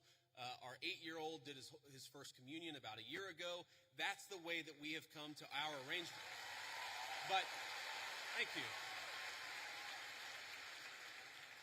My 8-year-old was also very proud of his first communion. Thank you, guys. I'll tell him that Ole Miss wishes him the best.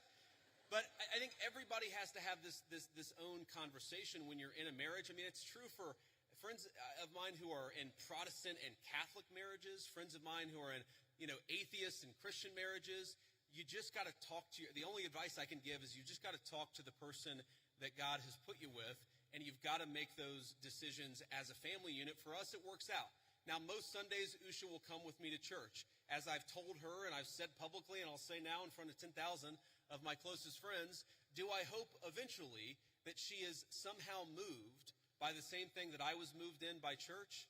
Yeah, I honestly do wish that, because I believe in the Christian gospel, and I hope eventually my wife comes to see it the same way.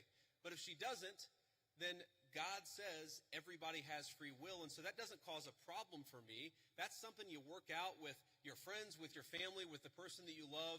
Again, one of the most important Christian principles is that you respect free will. Usha's closer to the priests who baptized me than maybe I am. They talk about this stuff. My attitude is you figure this stuff out as a family, and you trust in God to have a plan, and you try to follow it as best as you can. And that's what I try to do. I want to make a final point. So I don't want to cut you off. I want to be respectful to all the people behind you in line. But I want to make this point about immigration, okay? If you ask the question, what is the exact right number of immigrants for the United States to let in, it is just very specific on the context. If you go back to the 1920s, the United States passed an Immigration Reform Act that effectively cut down immigration to close to zero for 40 years in this country. And what happened over those 40 years? The many, many people who had come from many different foreign countries and different foreign cultures, they assimilated into American culture. And there was an expectation that they would assimilate into American culture. I think we have two problems in our immigration system today. And my guess is you're probably a slightly more leftist political persuasion, liberal political persuasion, maybe not. But here's the thing. I remember back in my establishment GOP days when I was still very early getting involved in Republican politics, I remember a conservative think tank person who told me that one of the reasons why immigration was really good is that if you had enough diversity in a country, people would mistrust each other and they wouldn't join labor unions. Okay?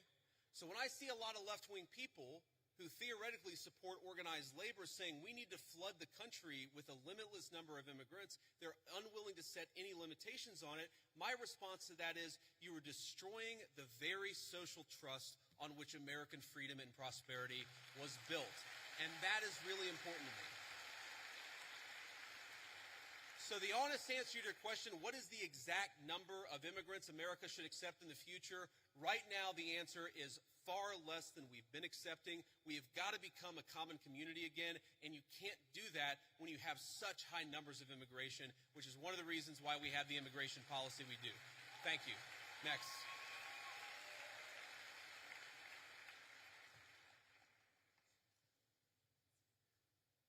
Good evening, Vice President Vance. I just want to say it's an honor to actually be able to talk to you. It's an honor to be here. Thank you. Thank you. One of my biggest questions is, I feel like one of the biggest problems that America is facing today is that ever-growing social political divide, and we're seeing this on the Republican and Democratic side. But we've seen that a refusal to cooperate with the other side has led to some major issues, including right now the government shutdown. And I wonder, as the party in power, what are your plans to address that issue towards reaching that olive branch out to the other side to actually come to an agreement on how to go forward with our government? Look, it's a very good question. And let me just say, on the government shutdown in particular, the reality here is that there's a very simple bill that just reopens the government. It does it through pretty much the end of the year. That got every single Republican in the House of Representatives to support it. And then it got 52 Republicans in the Senate and 3 Democrats in the Senate to support it. But because of weird Senate procedural rules, it requires a 60-vote threshold. So on that issue in particular, when you have every single Republican with like 2 exceptions in both houses of Congress, I feel pretty confident. I know that I'm partisan. I know I have an R next to my name. But I feel pretty damn good saying the shutdown is the Democrats' fault because we voted again and again to open it.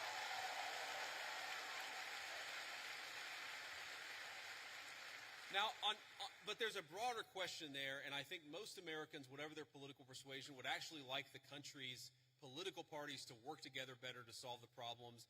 And look, and I agree with that. And my approach when I was in the United States Senate was to try to find some issues where we could agree with the other side on and try to work with them on it. And let me give you one example. I really worry about concentration in the corporate sector. I worry about big corporate monopolies. I worry that when you have only 1 or 2 companies dominating an entire sector, it's bad for liberty and it's bad for prosperity.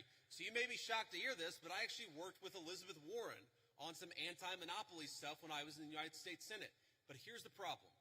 The problem is there is actually a lot of things where we could work across the aisle. There are a lot of President Trump is in my view, you haven't seen organized labor ever get behind a Republican at least in 100 years like they have behind Donald J. Trump. There are a lot of areas of common ground on that question.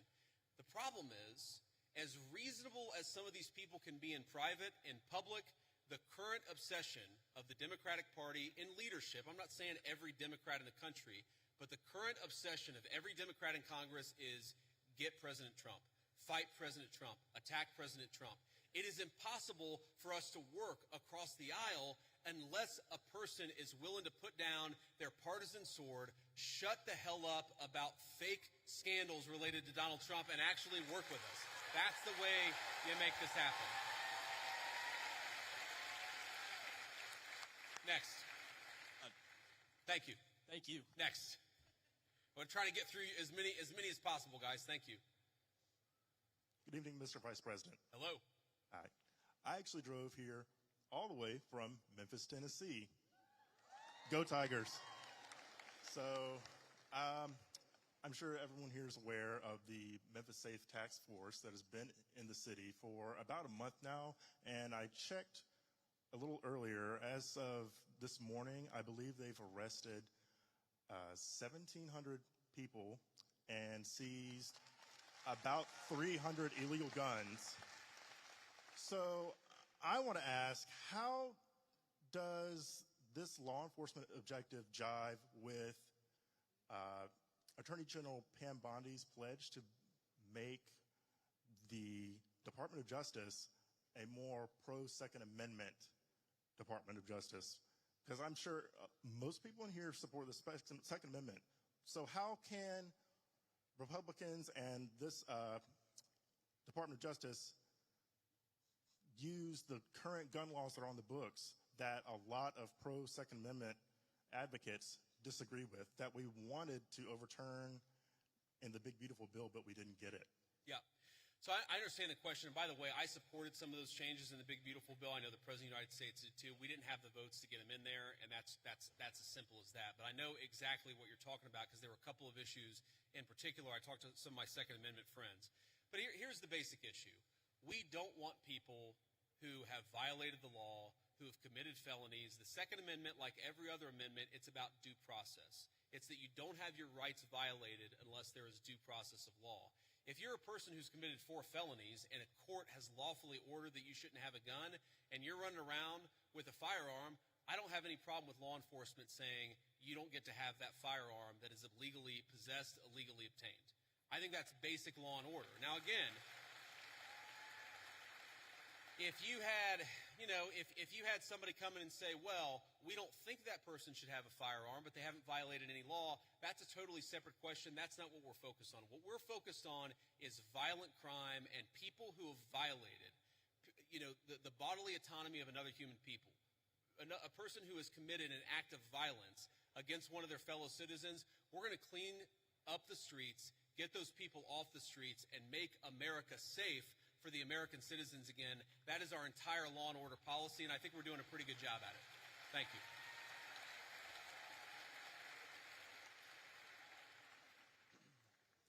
Thank you for the opportunity to speak.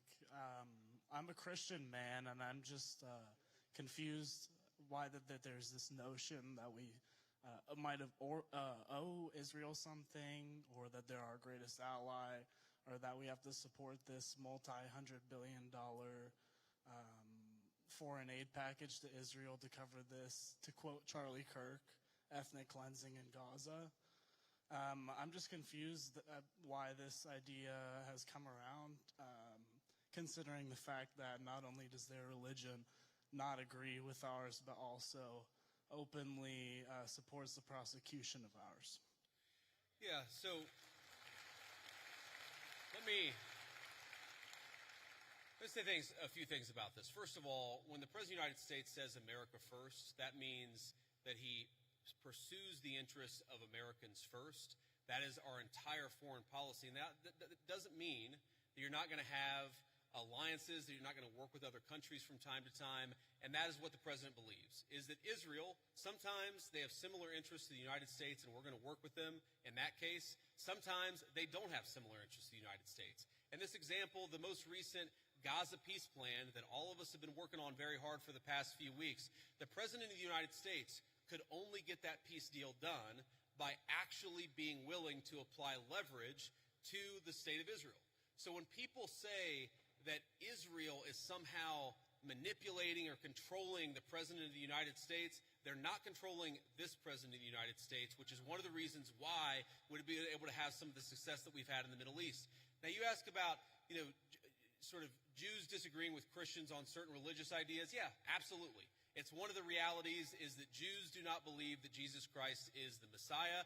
Obviously, Christians do believe that. There are some significant theological disagreements between Christians and Jews. My attitude is, let's have those conversations. Let's have those disagreements when we have them. But if there are shared areas of interest, we ought to be willing to do that too. For example, one thing I really care about is the preservation of the Church of the Holy Sepulchre in Jerusalem. Christians believe that that is the site where Jesus Christ was crucified, and also that his tomb is right there as well. My attitude is, if we can work with our friends in Israel to make sure that Christians have safe access to that site, that's an obvious area of common interest. I am fine with that. What I'm not okay with is any country coming before the interests of American citizens, and it is important for all of us, assuming we're American citizens, to put the interest of our own country first. That's what we're going to do. That's what we try to do every single day, I promise you. Thank you.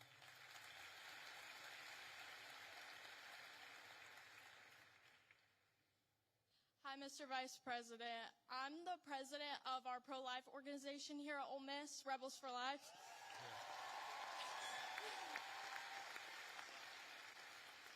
And I myself, as the president, am 100% pro-life. And I know you've stated, you being Catholic, that in the past, you've stated that you're 100% pro-life. But since joining the presidential campaign as the VP, you've kind of wavered how you see abortion. So I'm just wondering what your stance is right now. Sure. And do you think that someone else's right to liberty trumps someone else's right to life? Well, first of all, I appreciate your question, and I appreciate the work that you do. You asked the question, do I think somebody else's right to liberty trumps somebody else's right to life? No, I do not. I, in fact, do not believe that. Now, you said, and I'm going to take issue with something you said, just the premise of the question, which is that I've wavered on the pro-life issue. I really do believe that the president has been the most pro-life president in the history of the United States of America. Now, that said, there are two things that I think we have to keep in mind here.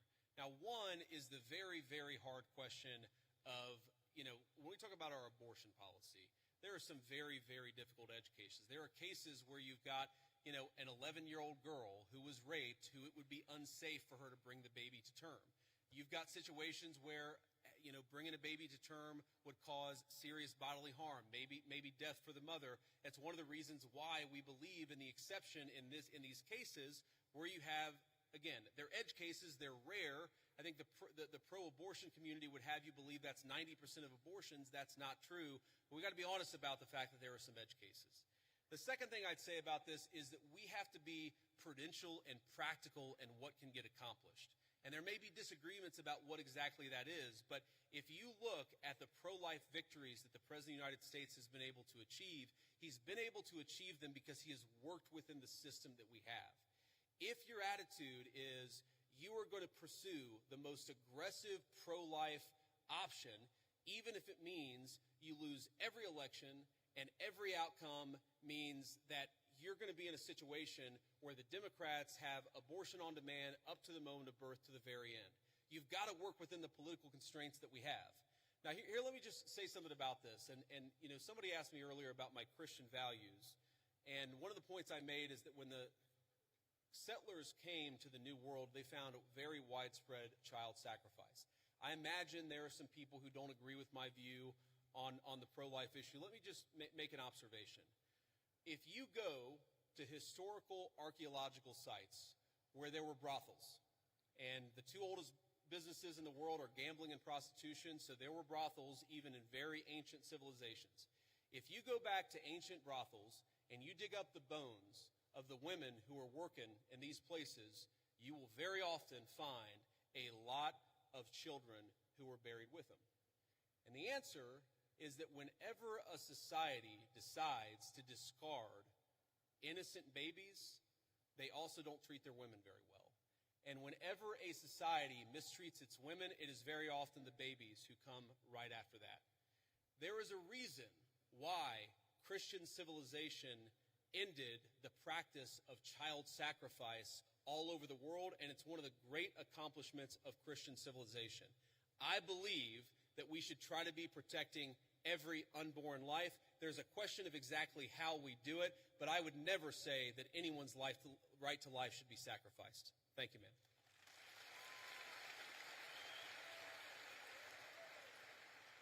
First, I just have to say I'm thrilled to hear you articulate Christian values on a stage like this, and to remind us that things we take for granted and things we value so much have a Christian origin. So thank you for that. I really mean that.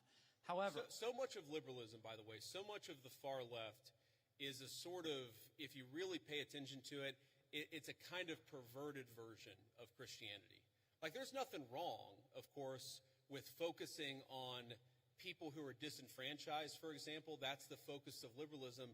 But if you completely separate it from any religious duty, any civic virtue, then that can actually become, for example, an inducement to lawlessness. You can't just have compassion for the criminal, you also have to have justice too, which is why I think that a properly rooted Christian moral order is such an important part of the future of our country. But sorry, I interrupted you. Go ahead. No, amen, absolutely. Now, as much as I hope and pray that we can be a nation of Christians, the idea of a Christian nation scares me. So I'd like to hear your feedback on a pretty nuanced argument here, that perhaps there should be a wall of separation, as at least one of our founders advocated, between church and state at the national level. However, that line can and should get blurrier as we descend to the community level. And perhaps that is actually the system, the structure that our founders gave us when they said Congress shall make no law establishing a religious body. However, states did have close relationships with churches at that time. Yeah. Do you think that is a rationale that works? Do you think that is the way we should implement around these Christian values? So this is a very nuanced point, and I want to just make sure that everybody's kind of on the same page here. So if you go back to the First Amendment, it doesn't say separation of church and state. It says Congress shall make no law respecting an establishment of religion. But if you go back to the founding time, there were actually a number of states that had formally recognized churches. So there was the Anglican Church of Virginia. That was the official state church of Virginia. Maryland at the time was the only majority Catholic colony, or at least had a significant Catholic representation of the original 13 colonies. There's a lot there. And yes, I do think that what happened is the Supreme Court interpreted Congress shall make no law respecting an establishment of religion to effectively throw the church out of every public space at the federal, state, and local level. I think it was a terrible mistake, and we're still paying for the consequences of it today.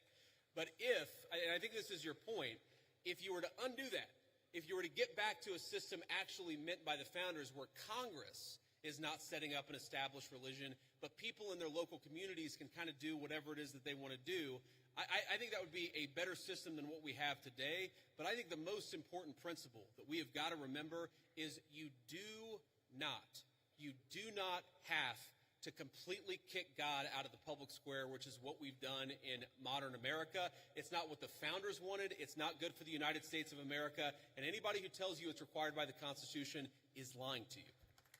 Thank you.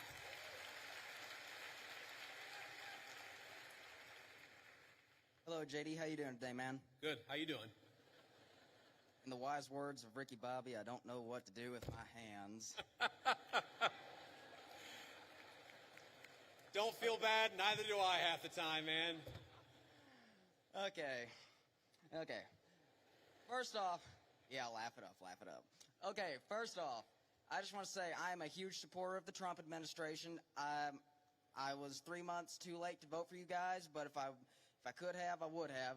So I'm a huge supporter of you guys before I make my argument. But there is something you guys are doing that is kind of disturbing me a little bit. Okay, go ahead. Thank you. You guys have sent the military into Washington, D.C. and a few other cities that I can't think of off the top of my head, which, first off, they've had wonderful results. No one can deny the results of that. It's wonderful. Some might even say the greatest. I'm a comedian. I like this guy. Who is this guy? Thank you, JD. I like you too. Now he's gonna ask the question about all the shit that we did wrong, but that's okay. Go ahead and ask your question. But yeah, I'm just wondering, well, it's not necessarily something you did wrong, but it's what could someone else do wrong? Let's say we get a complete tyrant in office, and let's say Turning Point USA is having a huge protest against something really bad that we don't like, and let's say he's a president is saying that it's getting violent. How can we? I'm trying to think. My mind's kind of blank. What is the difference between what you're doing and how could we prevent someone from abusing that power? Yeah. So look, I understand where the question is coming from, and I think it's a fair question. And it's going to sound like I'm being sarcastic, and it really is not meant in any offense. But when you talk about what could another administration do, to take a wild, hypothetical example totally off the top of my head, what if Joe Biden sent the Federal Bureau of Investigation to start arresting his political opponents? Okay? So here's something that I want conservatives, I want every conservative to remember. It's an important part of my entire political philosophy is we cannot be afraid to do something because the left might do it in the future. The left is already going to do it regardless of whether we do it. That is the takeaway of the last 40 years. And in particular, if you look at what we're doing, if Joe Biden wanted to deploy the National Guard to a red state in a place where the murder rate was twice what it is in third world countries to actually go after murderers, that would be a great use of the National Guard. Unfortunately, I don't think Joe Biden would use it like that. What I'm worried about, frankly, is what the far left already did with American law enforcement, and that is the thing that we have to prevent against. And the answer to that question is you make sure the people who did it face penalties for using the federal power against American citizens. And by the way, that's exactly what we're trying to do. Thank you. Thank you, JD. Honor to meet you, man. Good to meet you too, man.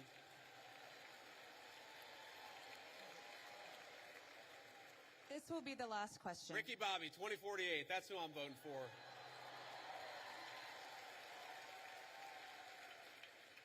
This is the last. Oh, wow. Wow, we've been here over an hour. That's amazing. Okay, I'm sorry. Those of you who didn't get to answer a question, I tried to be as quick as I could. Go ahead. Mr. Vice President, I'm humbled and honored to be here. Recently, President Trump endorsed a candidate to run against Republican Representative Thomas Massie, who has opposed and criticized some of the Trump administration's aims.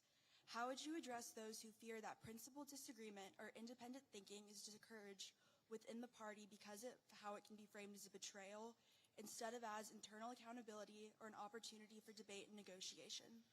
So it's a very good question. Let me say this one is hard for me.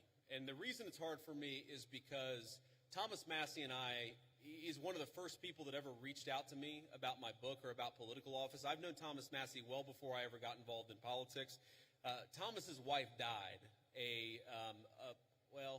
maybe it was a year and a half ago, 2 years ago. It was a little while ago. She died very unexpectedly, was a very sweet and kind woman, and I was probably one of the first people that called Thomas to offer my condolences. I think the problem with Thomas, and I've told him this in private, and now I guess I'll say it in public, is it's one thing to disagree with the party on a particular issue. It's one thing to to have your independent stand on a number of questions. And by the way, some of the stuff where Thomas Massie has been independent against the Republican Party, I've agreed with him with. Thomas and I worked together during 2023 where I was trying to stop the limitless flow of American money to Ukraine, and Thomas was one of the people I was working closest with it. But that's one thing. Being independent, having your own opinions is one thing. Voting against the party on every single issue, you're eventually going to make too many enemies. And that is the problem that Thomas has had. It's not one issue. It's not 3 or 4 issues. It's that every time that we've needed Thomas for a vote, he has been completely unwilling to provide it. That is why the President of the United States has trained his ire on Thomas Massie. It's because we can never count on him for some of the most difficult votes. I wish that weren't the case. I say that as somebody who's known Thomas well before I got into politics, but politics is politics, and when you always vote against the party, you can't expect the party to actually back you. That's the reality. So, let me say just a couple of final things before I hit the road here. And one, it has been such an amazing honor to be with all of you this evening. I want to say 2 things.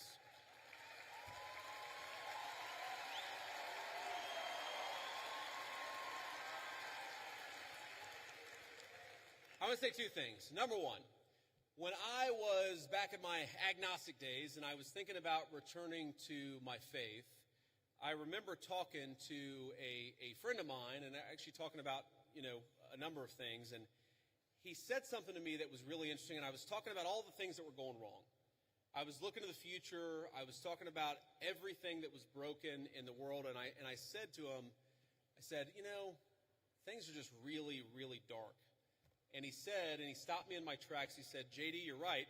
There are a lot of things that are really dark out there, but despair is a sin. Now, I know not all of you are Christians, but for the Christians out there, I think that it is very important to remember that despair is actually a sin. It's okay to disagree. It's okay to criticize. It's okay to think that things aren't going well with a particular issue, but we are called to never give up hope. But I think one of the critical lessons of Charlie Kirk's life to his dying breath, this was a man who never lost hope in his Creator and never lost hope in the United States of America. So let's remember that and carry that forward as a way to remember.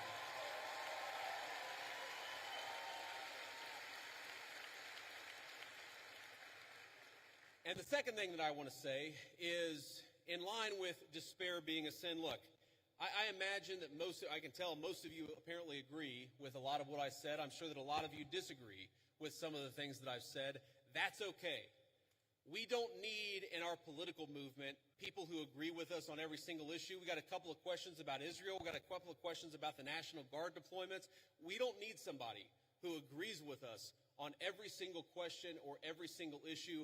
What we need is people of good faith who love the United States of America and are willing to work hard to save it.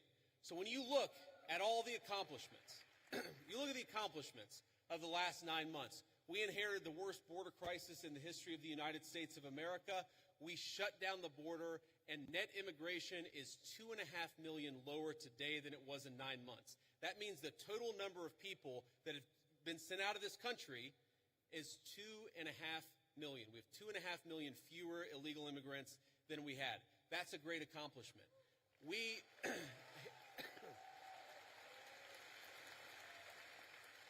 We inherited a terrible affordability crisis from Joe Biden, and I'm not going to tell you everything's perfect because it was a real bad situation that we inherited, but inflation is consistently below economists' expectations, and we are chipping away at it every single day. We inherited an economy where we had the largest trade deficit in the history of the United States of America. In 9 months, Donald Trump's tariff policies have cut the American trade deficit by over half. That means we're making more of our own stuff, and we're actually employing American workers to do it. And all that is to say that very often, Charlie Kirk would call me and he would say, not attaboy, but he would say, do more, do more, do more. And I listened to Charlie because he was a dear friend and because I knew that he loved this country. My point is, the best way in your life to honor Charlie Kirk's legacy, it's not to despair, but to hope in the future of this country. If you disagree with something, then get involved in the movement to save this country. If you think that we could be doing more, then pick up the phone and get involved in the effort to change our minds and change the future of the United States of America in the process. My friends, the rebels of Ole Miss, despair is a sin. Do not give in to despair. Let's keep fighting to save the United States of America. Thank you and God bless you.